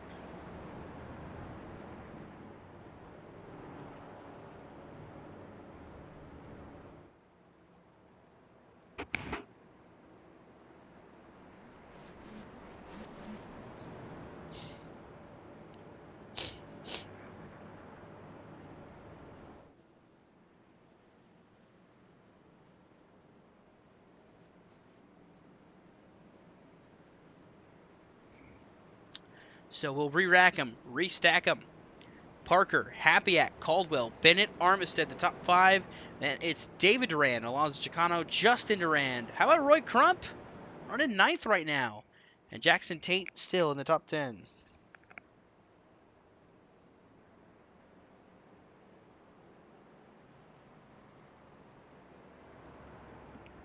So we begin to choose.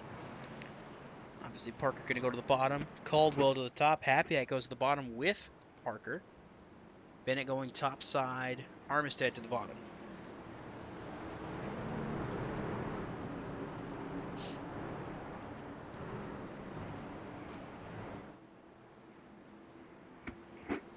We're going to see it one more time. Pace truck pulls off. I don't know if I'd say one more 46, gonna time. be 45 laps to go. Didn't even cut you off, John, but I don't know if I'd say one final time. There's still plenty of time in this race for a couple more yellows, or at least, you know, maybe one more. But we'll have to see how it pans out. Final. Yeah, you did say final. You might have jinxed it there, John. We'll have to see. Parker, Caldwell, the front row now as they make their way through 3 and 4, heading to the Geico restart zone. The green flag flies once again. We're back underway.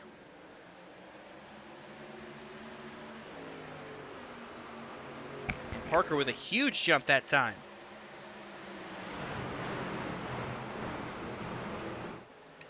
Somehow I'm looking at here too. David Durand working that outside lane.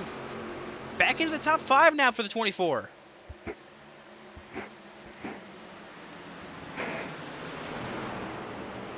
Yeah, he's racing Nick Happyack there, and just ahead of them, what a restart for Cameron Caldwell. Able to dive onto the inside to shortcut the dogleg despite restarting in the outside lane. We've seen that a couple of times tonight. If you're able to get a good launch on the outside lane, and he is running down Jonathan Parker just a little bit at the front of the field. And how about Jeffrey Armistead getting into that fight for P4, running that 5th position there? Armistead trying to make that move and trying to make it work on Happyack and Durand both. But like you said up front, Caldwell sticking with Parker, not letting him get away right now. And how about Chicano now making a move here? Trying to get involved in this battle for the top 5, getting back up to the front. And just behind him, a couple, 2 or 3 trucks back, is going to be Michael Kruger. We mentioned it. He's been involved in a bunch of incidents tonight, but he's back into the top 10 and not too far behind those guys as you see Jamie Wright catch the wall in the background.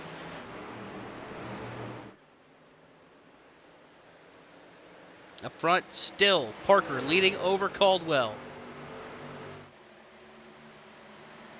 Now Now Brett Bennett battling, trying to hold off David Duran for third if he can. But I wouldn't count out David Duran. I mean, Chicano's proven to be up front. Kruger showed his strength early on. And we see Parker now, but don't count out this 24 machine. Having a good chance trying to run up to the front and go for the lead. But now Chicano now diving to the inside. And Armistead throwing it heavy in front of Nick Hapiak to clear him for that 6th spot. Yeah, the 20 truck's been doing that a couple laps in a row now, racing Nick Hapiak. Hasn't been, he's been pretty aggressive to show that rear bumper and make sure he's been clear on the front straightaway. Going through the dogleg and coming clear out of it. Not a lot of people really staying up on that track surface. Everybody electing to go for the dogleg. I see somebody dropping way, way back. Don't know who that was in the background. But you see, still a tight battle. Brett Bennett still hanging on to third for now, but Chicano and Durand are both right there now. Peeking to the outside is the 25 of Chicano. Ooh, Bennett's going to try to close the door on him on the outside. Chicano now diving to the dogleg.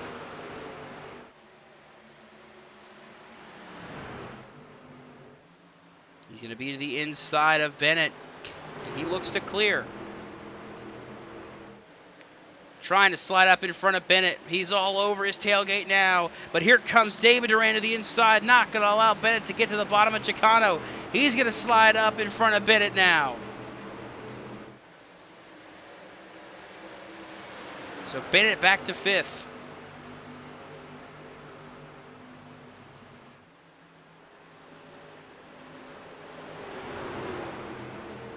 Side by side with Durand, who's going to get the run on the exit. So have to slide back in line, dropping the 2 spots now to the Radius Racing drivers. Oh, big hit, contact, spinning, Hapiak in the wall. Jackson Tate as well. Caution will fly again. And just like that, John, you were proven to have jinxed it, as we have another caution here tonight.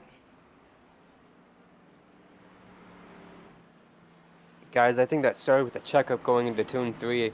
I think it was, not quite sure, but I think it was Nick Hapiak trying to tuck in line there, and they all kind of stacked up. No, it was ahead of him. It was Brett Bennett trying to get in line ahead of Jeffrey Armistead, I believe. Yeah, Bennett got in line ahead of Armistead. You can see right here, Armistead gets into the back of him, and then right there in the background just stacks him up. And Hapiak gets the wall. Tate gets around. Take another look here. Looking back at Hapiak and Tate. Yeah, Brett was already clear in line there at that point, and just, I don't know, just maybe caught Jeffrey off guard with a new braking point with Brett right in front of him. Possible that stack up there too. What I see, maybe, but I could be wrong on this, obviously. It looks like when they stack up and Armistead gets in the back of Bennett, Tate gets evasive actions trying to get on the brakes and winds up running into the 6 of Nick Hapiak. It almost sort of feels like happens. Go on board with the 6 for his point of view.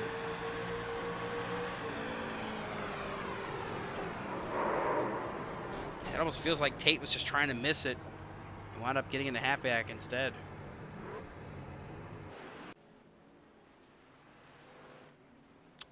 But, shake up here. A lot of drivers electing to pit. Some staying out. The top 6 stay out on track. That gives the race lead to Michael Kruger. Cody McCorkle will be 2nd. Josh Coppernoll 3rd. Dalton Kelly is 4th. Jason Grossi is 5th, and Harold Tucker, the 3rd, is in 6th. Parker wins the race off pit road. He is 7th, and it's Cameron Caldwell, Alonso Chicano, David Durand, and Brett Bennett. Then Justin Rand, Roy Crump, Michael Walls. Just looking through the field here to see where everybody else is cycling out. But the big thing is, too, those drivers staying out here is going to really shake this field up.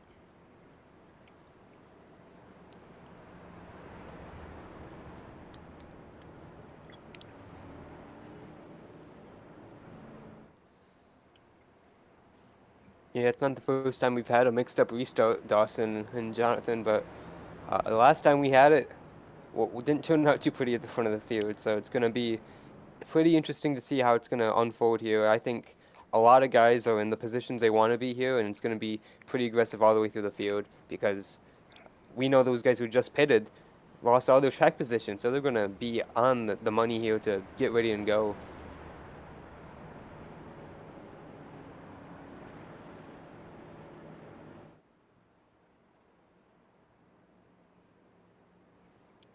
So to choose, Kruger way to the bottom. Looks like McCorkle goes top. I believe Coppernell goes bottom. See how they shake out as Kruger down on the apron there. Yep. Coppernell and Kelly to the bottom. Gracias and Harold. Tucker to the outside. Then it's Parker and Caldwell on the inside. Chicano and David Durant to the outside. You see Brett Bennett in the background. He chose the inside as well.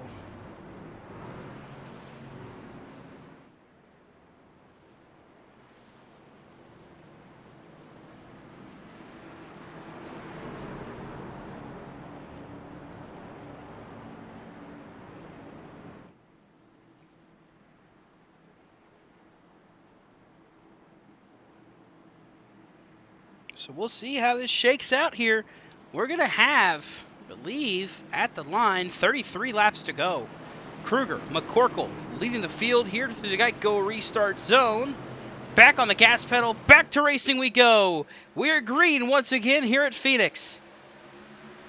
Kruger and Coppernell a good jump. Now Kelly on the inside as well, getting a good launch. You see there, Chicano trying to get around the 64 just up ahead of him. Having some troubles there behind him. Going to have to try to squeak to the inside if he can to get by the 64 of Harold Tucker. Yeah, you mentioned good start for those guys on the inside, and the good thing it was because the outside kind of stacked up a little bit behind Cody McCorkle, who has slid into that fourth position from his outside restart, racing alongside Jonathan Parker right now, going to lose that position, I believe, on the front straightaway as everyone fans out way below the yellow lines. Dalton Kelly trying to get that second spot from Josh Coppernell. And it looks like he will for now, running that yellow line there. Parker is right behind him. Caldwell as well. They're side by side for second. Michael Kruger trying to skate away as quick as he can because he knows fresher tires are not far behind.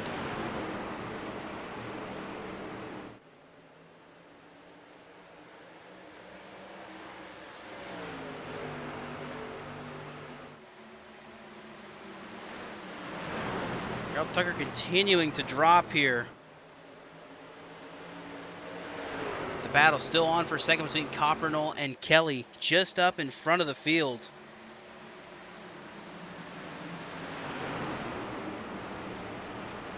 Coppernell's doing a good job of holding his own on set for second here. Caution though. Gonna see it is Brandon Havens in the 40. Gonna bring out another yellow.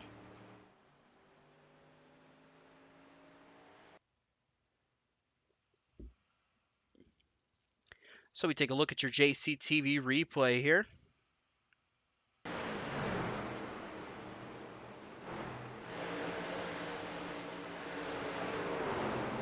He just loses it all by himself. Oh, he got pretty good hit to the inside wall. He's on another truck hit the outside wall just ahead of him. I believe it was Ryan Bogey. Not quite sure though. We see a few trucks come down pit road under this caution flag, but not Michael Kruger, of course.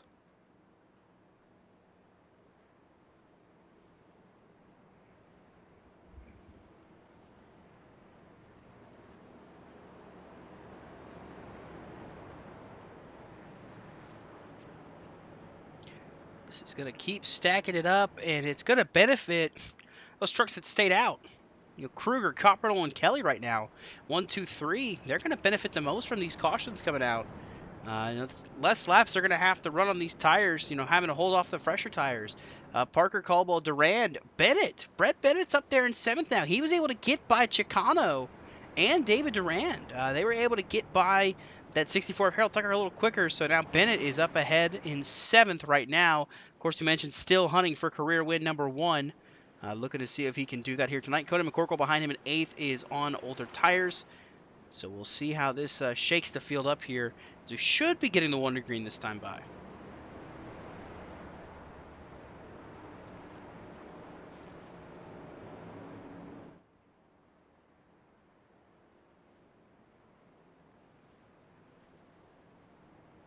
So Kruger, going to be 1 to green next time by. It's 2 to green this time. So that'll give us the restart with, I believe, 26 laps to go here at Phoenix. And we mentioned at the start of the broadcast about Michael Kruger. Now, this place has just not been good to him. Now, he has had a struggle throughout his career here. just not able to do anything, here. But this time, he's made it past 15 laps for sure. He has been able to get all the way up to the lead here in the late stages of this race, leading laps, and able to battle for the win here, hopefully. Hopefully not jinxing him with this one, but he is right there in the mix. So we'll see how this shakes out for that number 14 truck here.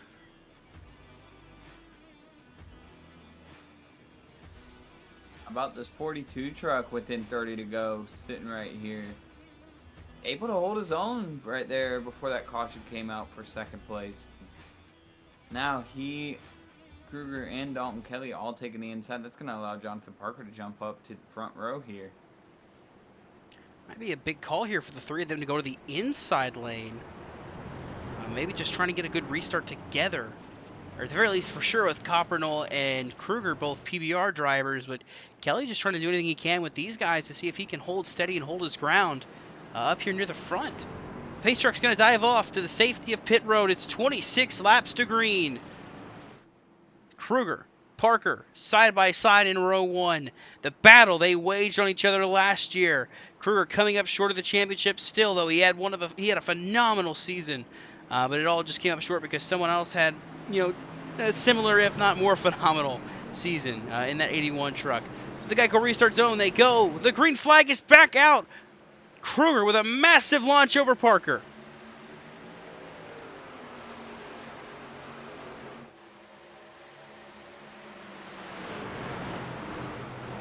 Kelly's trying to hold on to that spot for dear life. He's being split 3 wide now with Bennett and Durand. But up front, Parker trying to get to the inside. And Caldwell's here as well now.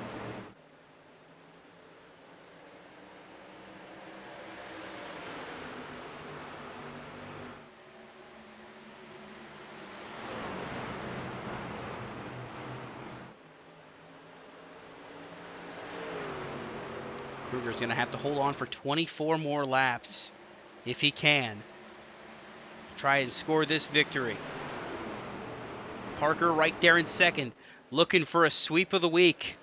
Cameron Caldwell is looking to add another win to his name. And Josh Coppernell hanging tough here in fourth, trying to just hold on for a good finish. Meanwhile, they'll battle for the lead. Parker to the inside of Kruger. Well, we saw this a lot last season. It's going to go down into turn 3 here. Parker on the inside, Kruger on the outside of turn 3, now off of turn 4. I think something happened last time to allow Parker this huge run, and here comes Cameron Caldwell trying to enter this 3-horse fight for the lead. Kelly is dropping like a rock in the background there. He is slow. And I got to say, the thing that you said, I wonder what happened, I'd have to say it's the tire wear. Really playing into factor for Kruger and soon to be for Coppernell as well. See how they can hang on to this one here if they can manage to hang on to it. But right now, it is Jonathan Parker leading the field. Cameron Caldwell, however, is second, still putting up a fight here, trying to get by Parker. He's going to try to work the outside lane while Parker goes to the inside. Yeah, as soon as he got clear of Kruger, he went to that top to try and search to fight this 81 truck. Oh, spinning in the back! Brett Bennett is around! Justin Durand got into him! Caution, once again.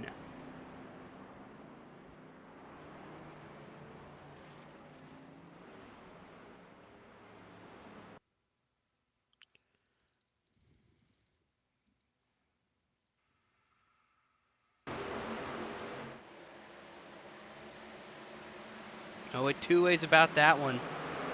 Rand just got right in the back of the 47.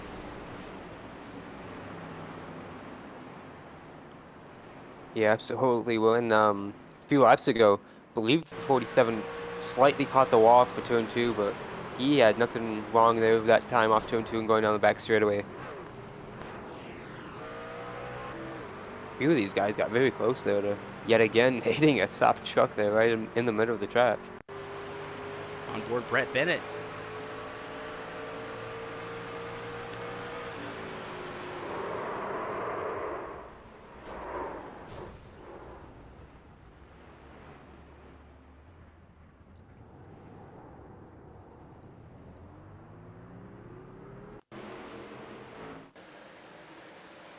I mean, it's a late situation. Everybody's going for a spot they can get. Right there, just Justin and Brett make contact.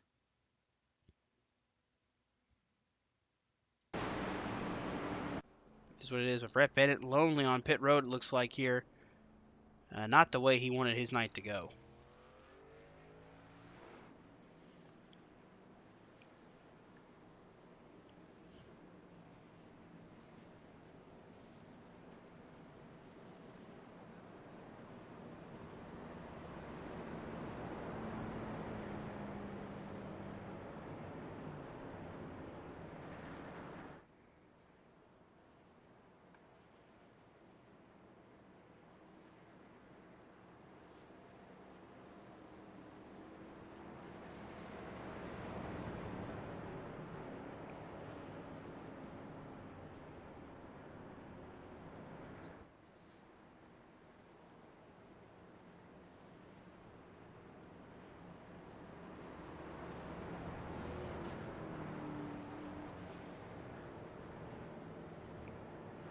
So it should be 2 to green.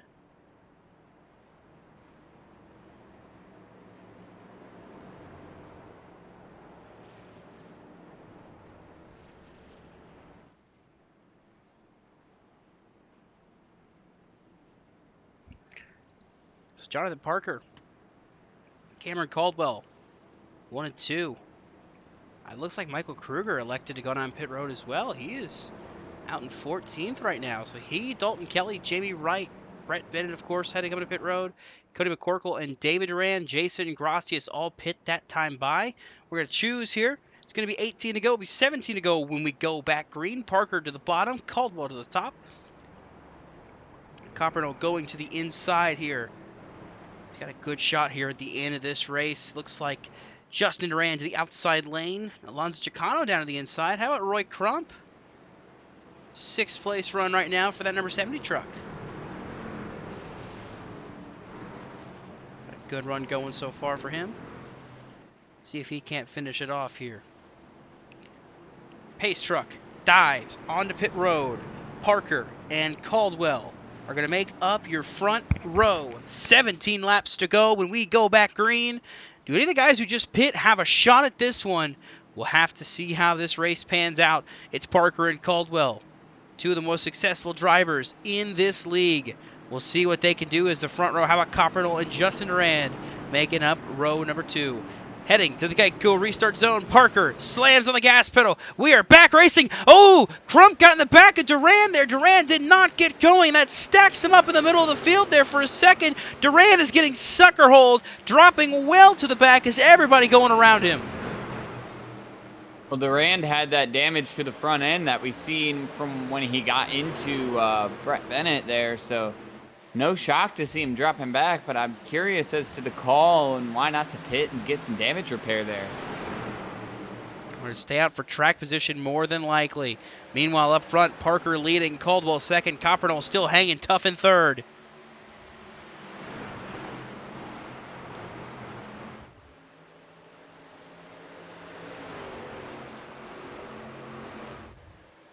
Spinning, whoa, way in the back. Oh, it's Jamie Wright yet again into the outside wall. Caution flag flies yet again. It's like he's shot out of a cannon going into that wall on the outside there.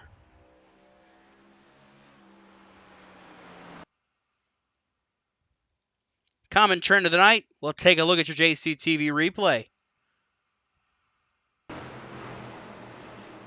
64 drifts up, gets into him there, and around he goes. Driver's side to the outside wall and bringing out another caution.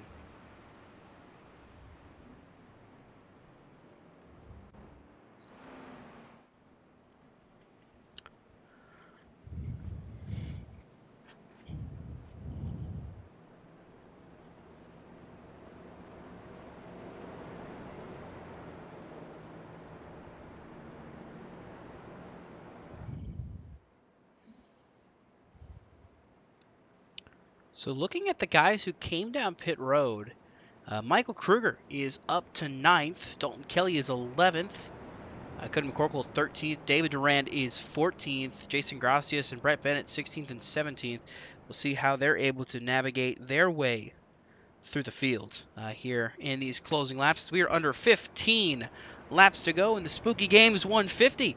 It is Jonathan Parker, your race leader, looking to do what no one has ever done before here on JCTV, and that's sweep the week. One on Tuesday night, one at last night. Looking to win tonight here across the 3 series, of course, the Slide Job Racing League presented by Michael Falk Racing Designs. There's Tuesday nights. Parker actually in championship contention in that league, looking to go for his second championship here on JCTV programming. Then in the NAOR series last night, able to score the win at Kentucky Speedway. Next week they head to Gateway, so that should be a fun one to watch as well. And then, of course, here tonight at Phoenix, making the start because, well, why not go for it? Why not send it in and see if you can go for a sweep of the week? So he's here tonight to make his first start of the season and see if he can't do just that. But he's got some tough competition behind him. Cameron Caldwell and Alonso Chicano are right there in the picture. Caldwell's second, Chicano is fourth. Caldwell hasn't led any laps this race yet. He's been battling up front. He has been fast, but he has not been able to get by the 81 yet. Chicano, however, has been out front leading laps, and he has made his way back through the field after having to make that pit stop earlier on to make sure he can make it to the end on fuel. So we'll have to see how this pans out for these drivers and who's able to benefit the most.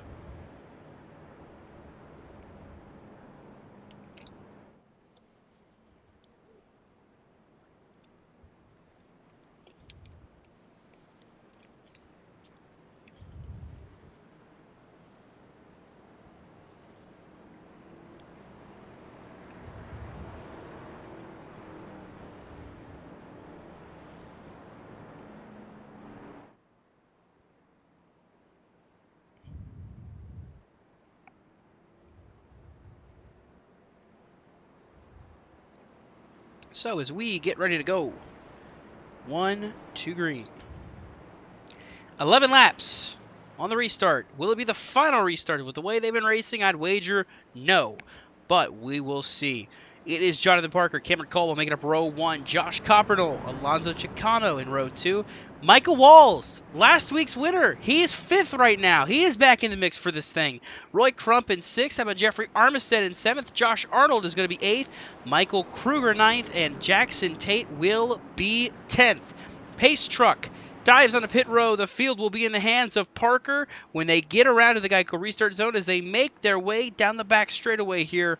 Nice and neat double file here, making their way around. You see Chicano taking the outside. Gonna see if he can try to make a move on Caldwell on this restart. To the Geico restart zone. 11 laps to decide it here at Phoenix. Green flag back out, back underway, back under green, and spinning! Michael Kruger around! Believe it was off the front nose of Dalton Kelly. The inside stacked up right around that area he was racing in, and another quick caution here at Phoenix.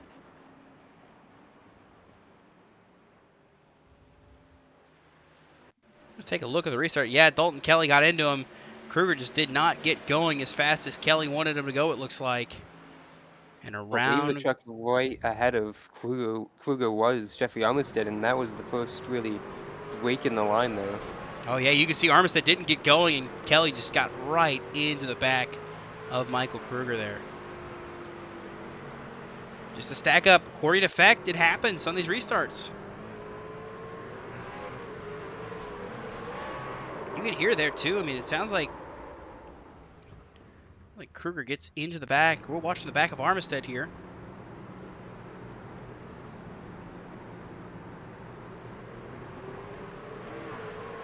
Yeah, Kruger gets into the back of Armistead and has to get out of it. Kelly gets right into him.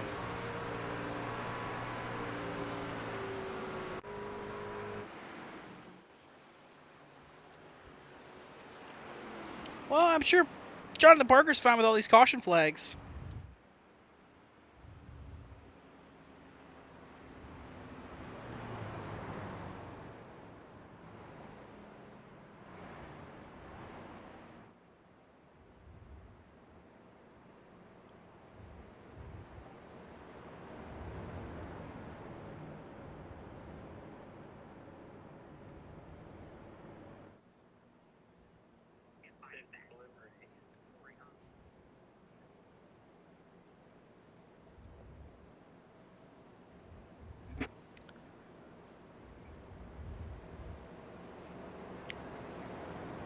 I know 2 drivers, I think, right now that are very much okay with this race continuing to go the way it has gone. Actually, maybe even make it 3. Alex Kerfan continue to get laps back here, being the lucky dog so many times, able to continue to get his laps back. Jonathan Parker, less laps he'll have to try to lead when we get to the end of this. And Josh Coppernell, 3rd still. He is still hanging strong up here in this top 3, looking for a great finish in that number 42 truck here tonight. Yeah, not only has he been hanging strong up there, he has been making positions back at times. He was down to 5th on one of the last runs, and there he is up in that 3rd position, like you mentioned. So he's going to be up here with a fighting chance for, like you mentioned, a really great result after he spun out earlier in this race.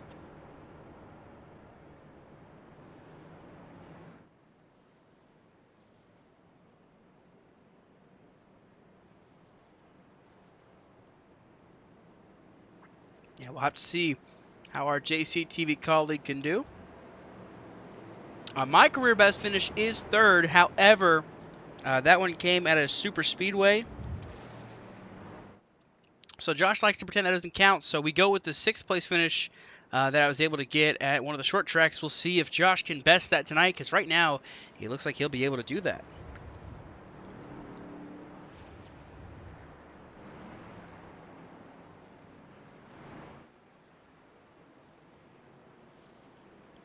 So we re-rack them and restack them. Parker Caldwell still row 1. Chicano Coppernell still in row 2. Michael Walls, Roy Crump, and Josh Arnold now makes up that 7th spot with Jackson Tate to his outside. Then it's Jeffrey Armistead and Harold Tucker the 3rd going for a top 10. 6 to go when we get the green flag. Parker just needs to hold on for 6 more laps if he can. We'll see if he can do it. Heading into 3 and 4 towards the Geico restart zone. Looking for the sweep. He'll hit the Geico restart zone. He'll take the green flag, and we're back underway here at Phoenix. Caldwell did not get a good jump.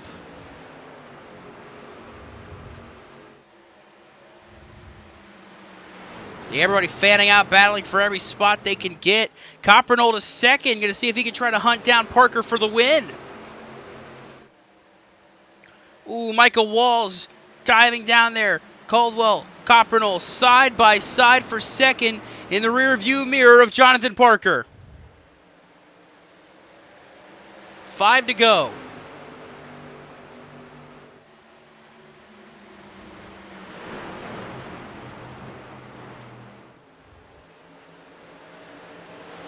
Caldwell will clear for 2nd.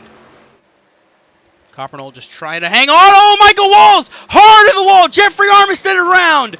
Oh, that's going to get David Durand. Cody McCorkle's in it. Brett Bennett gets tagged at the end of it, and the caution flag flies again.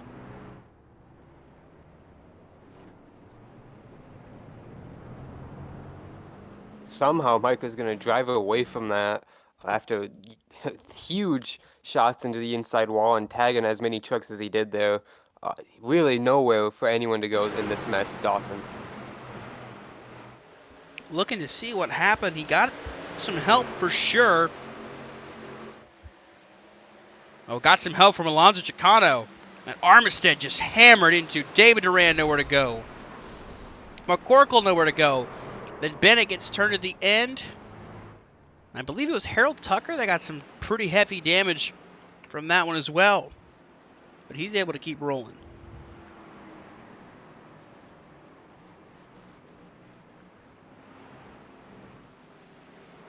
We will go on board with the 47 of Brett Bennett, who that all happened ahead of.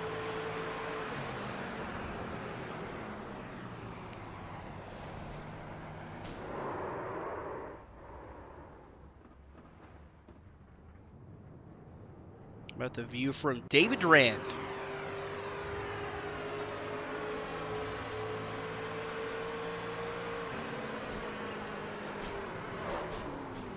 There's nowhere to go.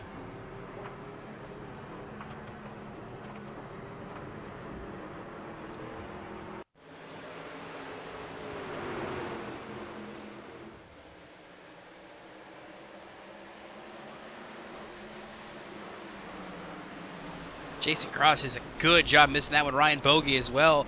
Kruger sneaking by 2. But Michael Walls' day is going to end early, and with that, it pretty much puts us at an overtime. Just about. See how the field goes by here. They are going to cross the stripe for 2 to go. So we are in overtime here on JCTV for the Pits News Truck Series Spooky Games 150 here at Phoenix Raceway.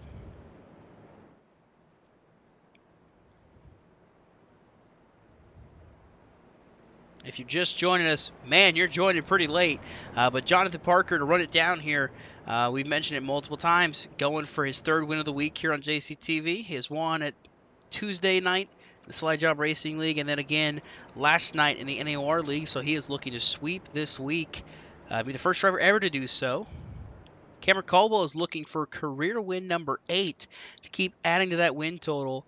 And Josh Coppernell is in the mix still, looking for his first career win as well. See if he can't get up there and fight with the heavyweights, because right now that top 4 consists of all 3 former champions. Parker, the Season 3 champion. Caldwell, the Season 1 champion. And in 4th place there in the background, Alonso Chicano, your Season 2 champion. So to choose this time, Caldwell going bottom with Parker now.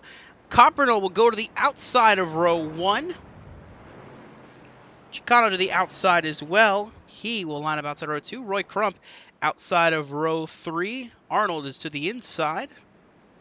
They continue to make their way through the choose. It will be overtime. 2 laps to decide it here at Phoenix. Caldwell going to try to switch things up and go to the inside, lining up behind Parker. See if he can't launch with him to be right there with him at the end of this thing. We'll see how it factors into it. Coppernell on the outside. He's going to have to see if he can make it stick with these guys up here.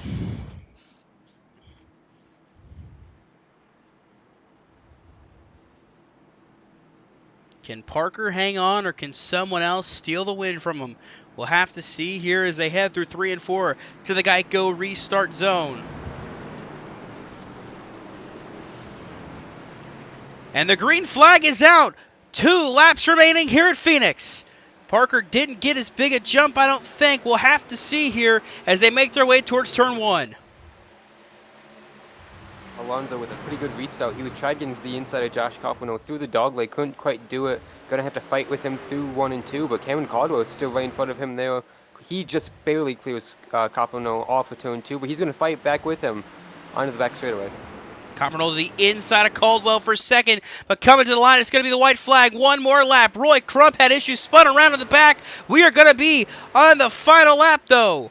Parker out front by 0.5 of a second. Caldwell's going to have to mount a late charge if he can. He's too far back to send it in. Through 3 and 4. Coming to the line. Jonathan Parker is going to sweep the week and pick up the victory here at Phoenix. Oh, Jason Cross just sends it in the wall, hits Michael Kruger at the end. At the line, Alonso Chicano just beats out Josh Coppernell for 3rd.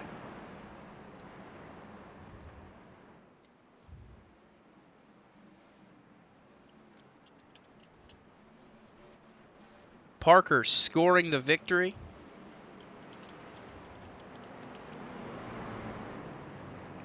Chicano showing a bit of respect to that number 81 truck.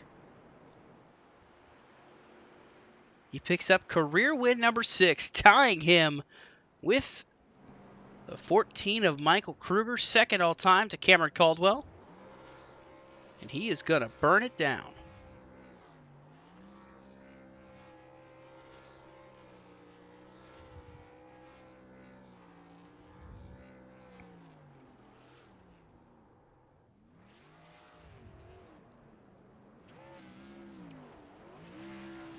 Jonathan Parker led 54 laps en route to his victory here tonight. And I mentioned it earlier as well. If we were going to see that milestone, Chicano, in fact, did break 1,000. So Alonso Chicano has now officially led over 1,000 laps in competition here in the In the Pits News Truck Series. 37 laps led here tonight for that number 25 truck. He'll bring it home third, though. So we'll get you the look at the results here tonight for how everybody was able to bring it home. So you can see there your race winner, of course, Jonathan Parker, able to get that weekend sweep. Or that whole week sweep, excuse me, I should say. Cameron Caldwell brings it home second. A strong performance by those Radius Racing trucks as he and Alonzo Chicano finished second and third. Josh Coppernoll, great run, brings it home fourth. And Josh Arnold was able to close out your top five. How about Michael Kruger back there in eighth? Ryan Bogey back there in ninth. And how about Harold Tucker? Top 10 finish for that 64 truck. Great way to start off his run this season. Back at that second half of the field, you see Brett Bennett was able to recover to a 13th place finish. Roy Crump got turned, coming to the white flag, was running top five, will finish 14th.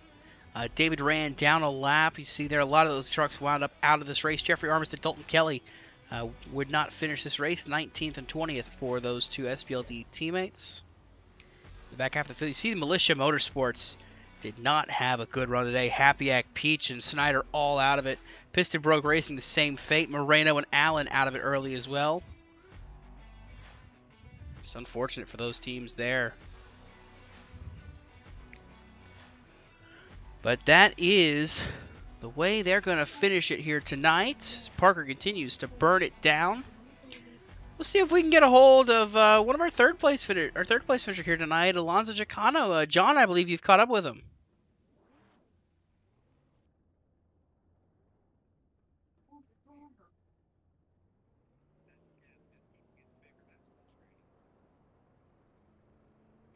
Indeed, I have. Alonzo able to bring it home in that third spot here tonight. Barely holding off Josh Coppernoll, but I believe you had the fresher tires there coming to the end. Go ahead, tell us how the race went for you and how you feel about bringing home that third place. Geez, that was probably, it felt like the longest race we've ever done. That was something. Just way too many cautions. Just a general lack of respect with some drivers out there. I mean, I'm glad we were able to bring it home P3. I felt like we had a truck good enough to win. I think we showed up. We showed that early in the race. We had some really, really good speed, really good long run pace too. And it was just really hard to pass on because the tires weren't really wearing out too much. So it was, even on newer tires, it was just really hard to pass, especially with all these cautions. You just could never get a run in. So it was a frustrating race. Happy with the finish, but yeah, just as a league, we just need to be better. Well, and this is your third straight top three finish, but also tonight you hit a little milestone that I don't think you even knew you were going to hit. You've officially led over 1,000 laps, over 1,000 laps probably with tonight. So first of all, congrats on that. And how does this momentum with these three straight top three finishes help you out towards your season? I mean, it's everything. We really want to win that regular season championship because it means a lot going into the playoffs. So these races have really played out well for us. We've shown speed in all three. We've been in contention. But also, thankfully, I feel like we've had that bad luck monkey finally off our back after that terrible end of last season. So, yeah, glad we're running well and glad we're finally finishing well again. It feels good. We just need to capitalize on some wins, and then I'll really be happy. You put together a good run here tonight, and honestly, just up and down night for I think most of the field with how many cautions we had, but you were able to stick through it. Truck comes home relatively in one piece and clean. Who do you got to thank? Sponsors, shout out, teammates.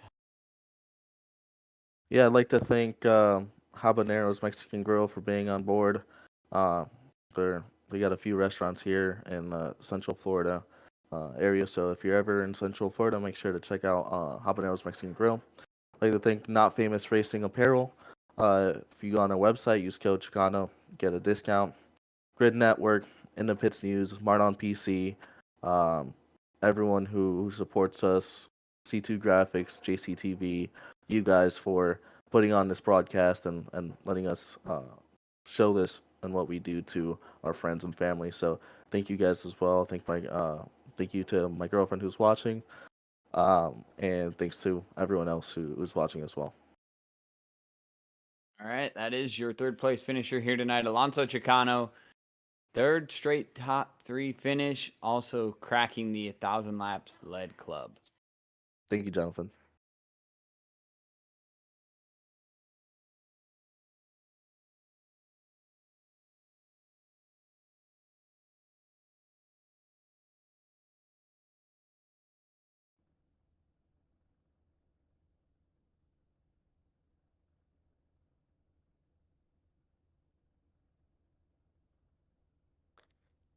Cameron Caldwell finished second tonight. Cameron, so close though on those last couple of restarts, racing against Jonathan Parker. What more did you need to beat that 81 truck tonight?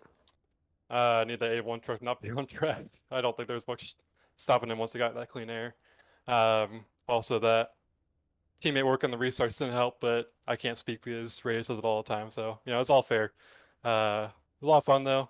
After the first stage, I didn't think I had much for like even a top 10, and to come away with second is pretty cool. So, I like Phoenix. I haven't had great runs with the truck, but tonight obviously helped. But yeah, it was fun racing Parker again. We had a good race last season at Martinsville, and kind of another short-ish track. I'm not gonna call it a short track because it's not, but still kind of a similar situation. Just once you got past like turn 2, turn 3 on the first lap of a restart, you couldn't pass, and we were that equal. So, but overall, happy with the night, and uh, shout out Josh Coppernell for P4. He was the knife in my side tonight, but I'm really proud of him for staying up there and not messing it up. So, yeah, next question. Well, how did you get up there into that mix for the lead? You were, like you said, you didn't really have that great of a start to your night and really haven't ran that great here in the past. So what got you up there and how did you stay up there for the rest of the night? Strategy and a lot of cautions. Once we got all those cautions, like we did the entire night, and it was just a matter of choosing one to pit and pit at the right time, I guess. And uh, I don't want to say the cautions fell my way because I didn't get the win, but it kept me from getting passed by like Justin and Alonso and David, and then eventually we all had to pit again, and then we were even tires, and that was that. So it's just kind of a game of track position at that point, and I had it for once, so it all worked out. But yeah, I've never been great at like when it's a caution fest choosing one to pit because eventually obviously you have to, and I feel like I'm always like one caution behind. So I was happy to be on the right side of it this time. Well, tonight you completed your 50th career start in the Pits News Truck Series. Wasn't the win like you mentioned, but great start to your season. Where does this put you in terms of this fourth season's campaign?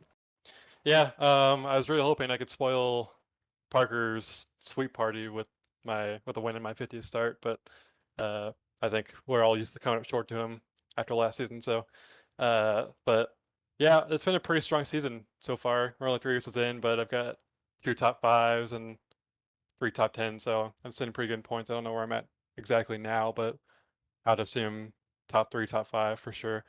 So that's just kind of been my goal: get top 5s, if not top 10s, and so far it's been so good. I'm not looking forward to Iowa next week. I've just never been good there, but I think if I can run a few laps beforehand, I can probably get a good like within the top 10, like 8th or 9th probably. But yeah, so far it's been nice to have some consistency. The start of last season was pretty rough because I felt like it was just the wrong strategy call every race, and I would be on the wrong side of it. So a top 5, 6th, 7th place run would turn into like a 14th. So it's nice to be on the end or the other end of that circumstance this time. Well, who do you have to shout out and thank to get you there tonight? Yeah, thanks to my sponsors in the Piston News, C2 Graphics, Grid Network, The Racing Experts, Milwaukee Massage Therapy, RPS Marketing, Left Coast Revivals, my friends and family for watching, you guys in the booth for enduring whatever that was for however many cautions we had, and everyone watching on JCTV, and my teammates for the most part staying pretty level-headed, and see you guys next week in Iowa. All right, thanks, Cameron. That was our second place finisher tonight, Kim Caldwell in the 12 truck. And let's head to victory lane with Dawson Allen, who I believe is caught up with our winner for the third time this week.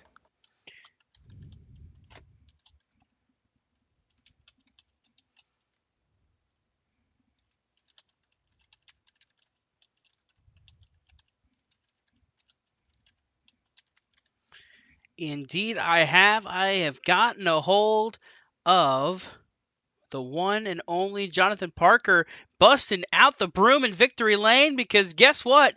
You've just swept the week here on JCTV. What's that like for you, John, to be able to kind of come through here, coming in tonight pretty much just kind of last second, and being able to, not steal the win, but, to pull off, your sixth career victory in the Independent Series Truck Series, but on top of that, winning a race in all three series throughout this week.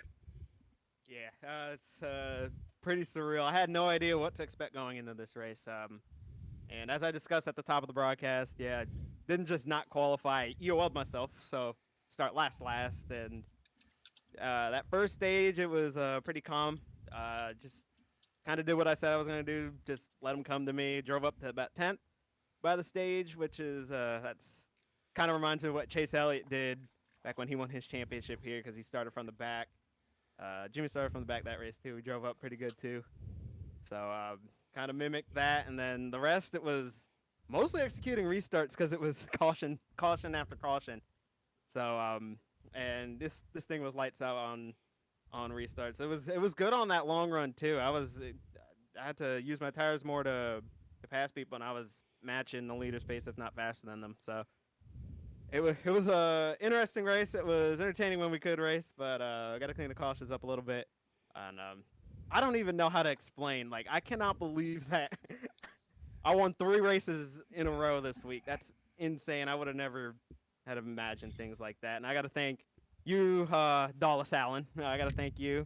I got to thank Josh for bringing it up last night, and I got to thank Ethan for, he said maybe about this exact quote: "Go make history," something like that. Go make your history. That was the last thing he said when we had a private conversation. I was like, all right, I'll race. So, yeah, pretty surreal. Yeah, going to making history, and in limited starts here as well in this league. Usually you're going to be in the booth with us, but you've got limited starts to the league.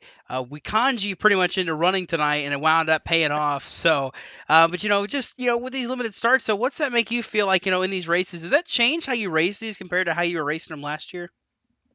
In terms of how I race people, like, side by side, I always race them with the utmost respect. I don't really do anything crazy. I'm very tame compared to most people that you might see on these broadcasts. So in terms of that, it doesn't change it. But in terms of strategy, yeah, that could completely change how I call a race.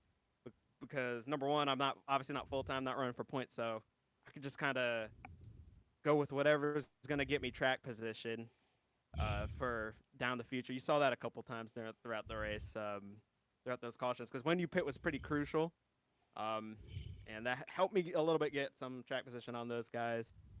But in terms of the actual racing, I always race people with respect, and if I can't pass them cleanly, then I'm just not good enough. So I don't really like to move people.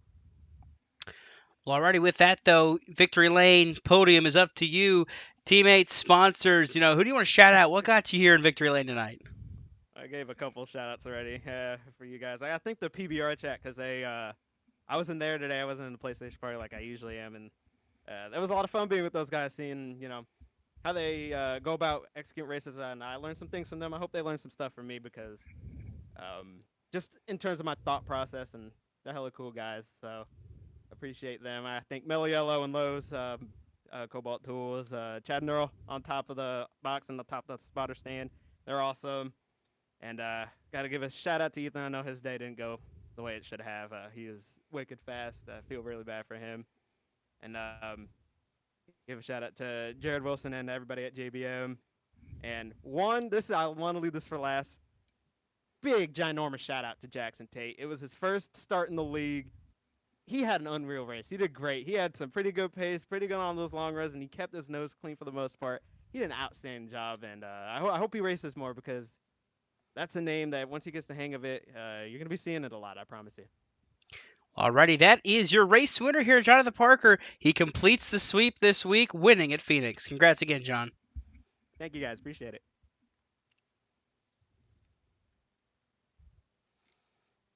You see that 81 truck parked in victory lane. But Adam, I think you've caught up with somebody down there on the grid. You hunted him down, you got a hold of him, and you're going to talk to him, I think, is what I heard. I think you want to give him a nice little conversation piece after his run here tonight, a historic run, I should add, here tonight. Yeah, I wasn't too far finding him from the second place finisher. He finished in fourth, like you mentioned. Josh Carpenter, how did you get back up there in that mix with that strategy and be in the hunt late in the game and survive to cross the line in P4? Oh man, I have no idea. Honestly, it was so hard to pass all night long. I honestly think the choose cone rule is about the best thing that's ever happened to help me gain positions all night. We were running well, and then about lap 75, Cam and I made some contact. Cam told me he was down there and needed to come back up on track, and unfortunately, it's just everybody going for the same real estate. There wasn't a lot of room. Actually, we were like 4 wide going into the corner, so that was kind of crazy. But big shout out to everybody around me not to get into me as I was spinning, and I didn't touch a thing.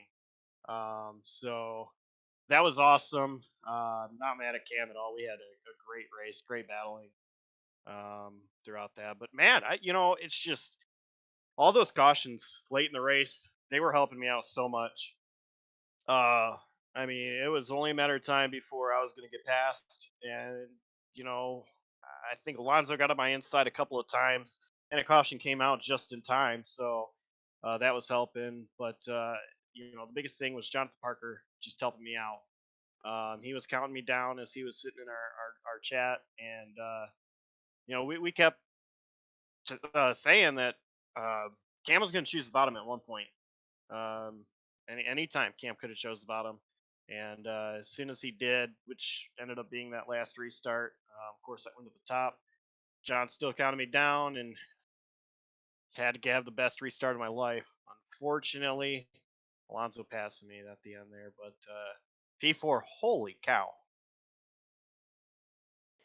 Yeah, you weren't able to beat them, but on that last restart, you were starting alongside the reigning champion, starting ahead of the two previous champions before that, and you got to race them there on that last green-white checker. What was going through your mind, just being up there and racing against those guys?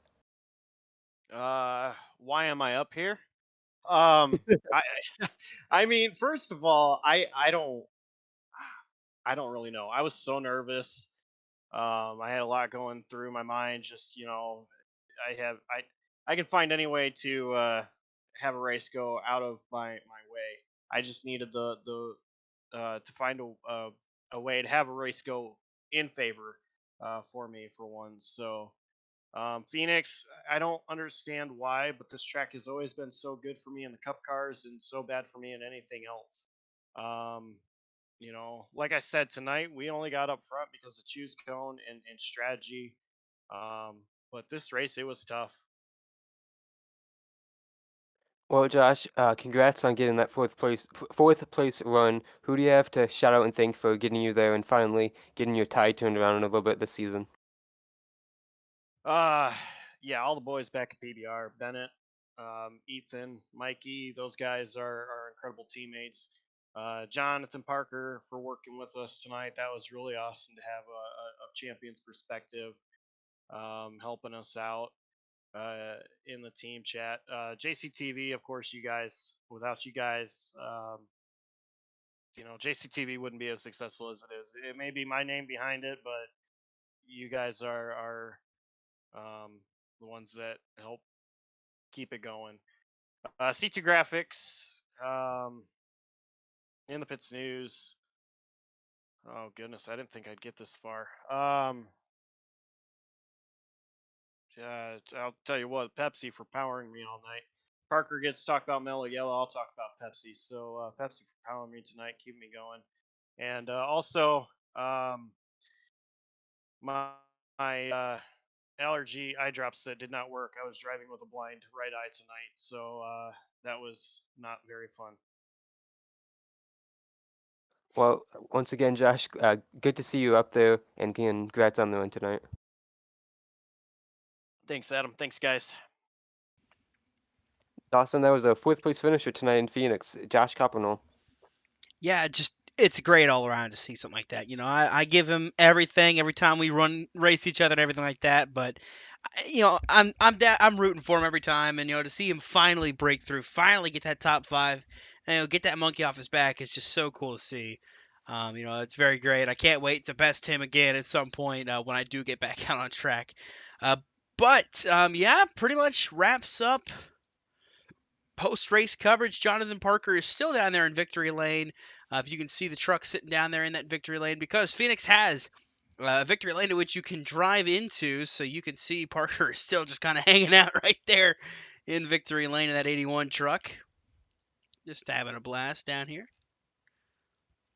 But we mentioned milestones we hit today. I mean, Parker, first driver ever to sweep a weekend.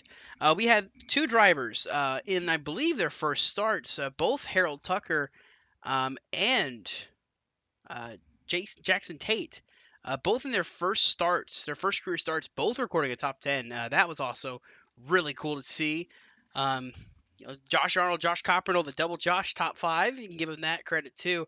It's just a lot of different things. It was a really, really fun race. And of course, Alonso Chicano breaking 1,000 laps led, the first driver to do so in this league. It's also really cool to see. So just a lot of history being made here for this league and for JCTV as a whole. And it's been really fun. And at the end of the day, it came down to it at the end, but Parker was able to close the deal. Yeah, it was a pretty fun fight at the front of the field. Like a couple of these other drivers mentioned, it was pretty disheartening to see all those strand of yellows just plague this race and not really ever give us a rhythm of green flag racing. But it was still a fun battle at the front of the field, and all the guys were really pushing it, and that was really evident the entire race.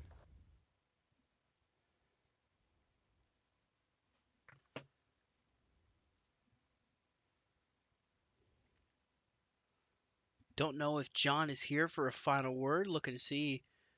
John, are you there? I am. All right, John, what were your thoughts on the finish of that race? I mean, what just an up and down kind of night we had overall. Just all the cautions that we had, and then the runs we did get in. We've seen a lot of battling throughout the field, just spreading out, constantly going through that dog leg. I'm not gonna lie, I really thought our buddy Josh was gonna get a top 3 right there, but that outside line just proving to not help him with those older tires. Gets a good restart, but not able to hold off there at the end. Still bringing it home, P4. Very impressed with Josh's finish here tonight and the strategy call that he made, being one of the only drivers out there on that older set of tires. I mean, Dawson, I don't even know if you still have all the stat sheets up, but he was out there for a while. I'm sure it had to be a long time that he was out there on that set of tires around guys that were on fresh tires and holding his own ground. And just the milestone that Jonathan Parker picked up tonight, you can't outdo that at all. 3 races, 1 week, all streamed by us here at JCTV, all broadcasted by us, and each race was a little different. The first 2 were kind of in dominant fashion, and tonight wasn't really a dominant type of race, just in the right spot at the right time when he needed to be and able to bring it home and get it done. Well, I mean, yeah, it didn't feel like a dominant win. It didn't feel like a dominant Jonathan Parker win. But he did lead the most laps tonight's race. He wasn't up there for the stage, but he led the most laps. comparative to the rest of the field. Looking through your lap leaders, Moreno led 35. David Duran was out front for a lap. Michael Kruger led 25. Chicano led 37. But Jonathan Parker leading 54 laps en route to that win. Yeah, you mentioned too, Josh Coppernoll was out 54 laps since his last stop. His last stop coming at about lap 98. Around that mark there, so he was out there for a while and able to hang on there. A lot of those cautions though happening really did help him, save tires and not have to burn it up as much, but it was still a process to stay up there. But yeah, so that does it for us here tonight. Congrats again to Jonathan Parker completing the sweep of the week, winning, of course, the Slide Job Racing League Tuesday night, NAOR last night, and then in the Pits News tonight. Now, for your next week of racing at Tuesday night at Darlington Raceway, the Slide Job Racing League will host its throwback night. It'll be a fun race for round 2 of the playoffs where our 10 playoff drivers look to continue to do battle on one of the toughest tracks on the circuit. We'll see who can come out on top there. Next Friday night, you'll see the NAOR series make their way down to Gateway, where they will have their next race. I believe that is round 4 in their season as they're kicking up into high gear as well. And then, of course, next week here, Saturday night, the In the Pits News Truck Series makes its way to Iowa, where we will do battle in the cornfields to see who can come out on top. That, of course, 8 p.m. Eastern, as always, on Saturday nights. We hope to see you there. That does it for us here from Phoenix International Raceway for the Spooky Games 150. Congrats again to Jonathan Parker, and congrats especially to our good buddy Josh Coppernoll. 4th place finish here tonight. What a great run for that 42 machine. For Jonathan Canfield and Adam Kuhn, this is Dawson Allen signing off, saying so long, and have a great rest of your night.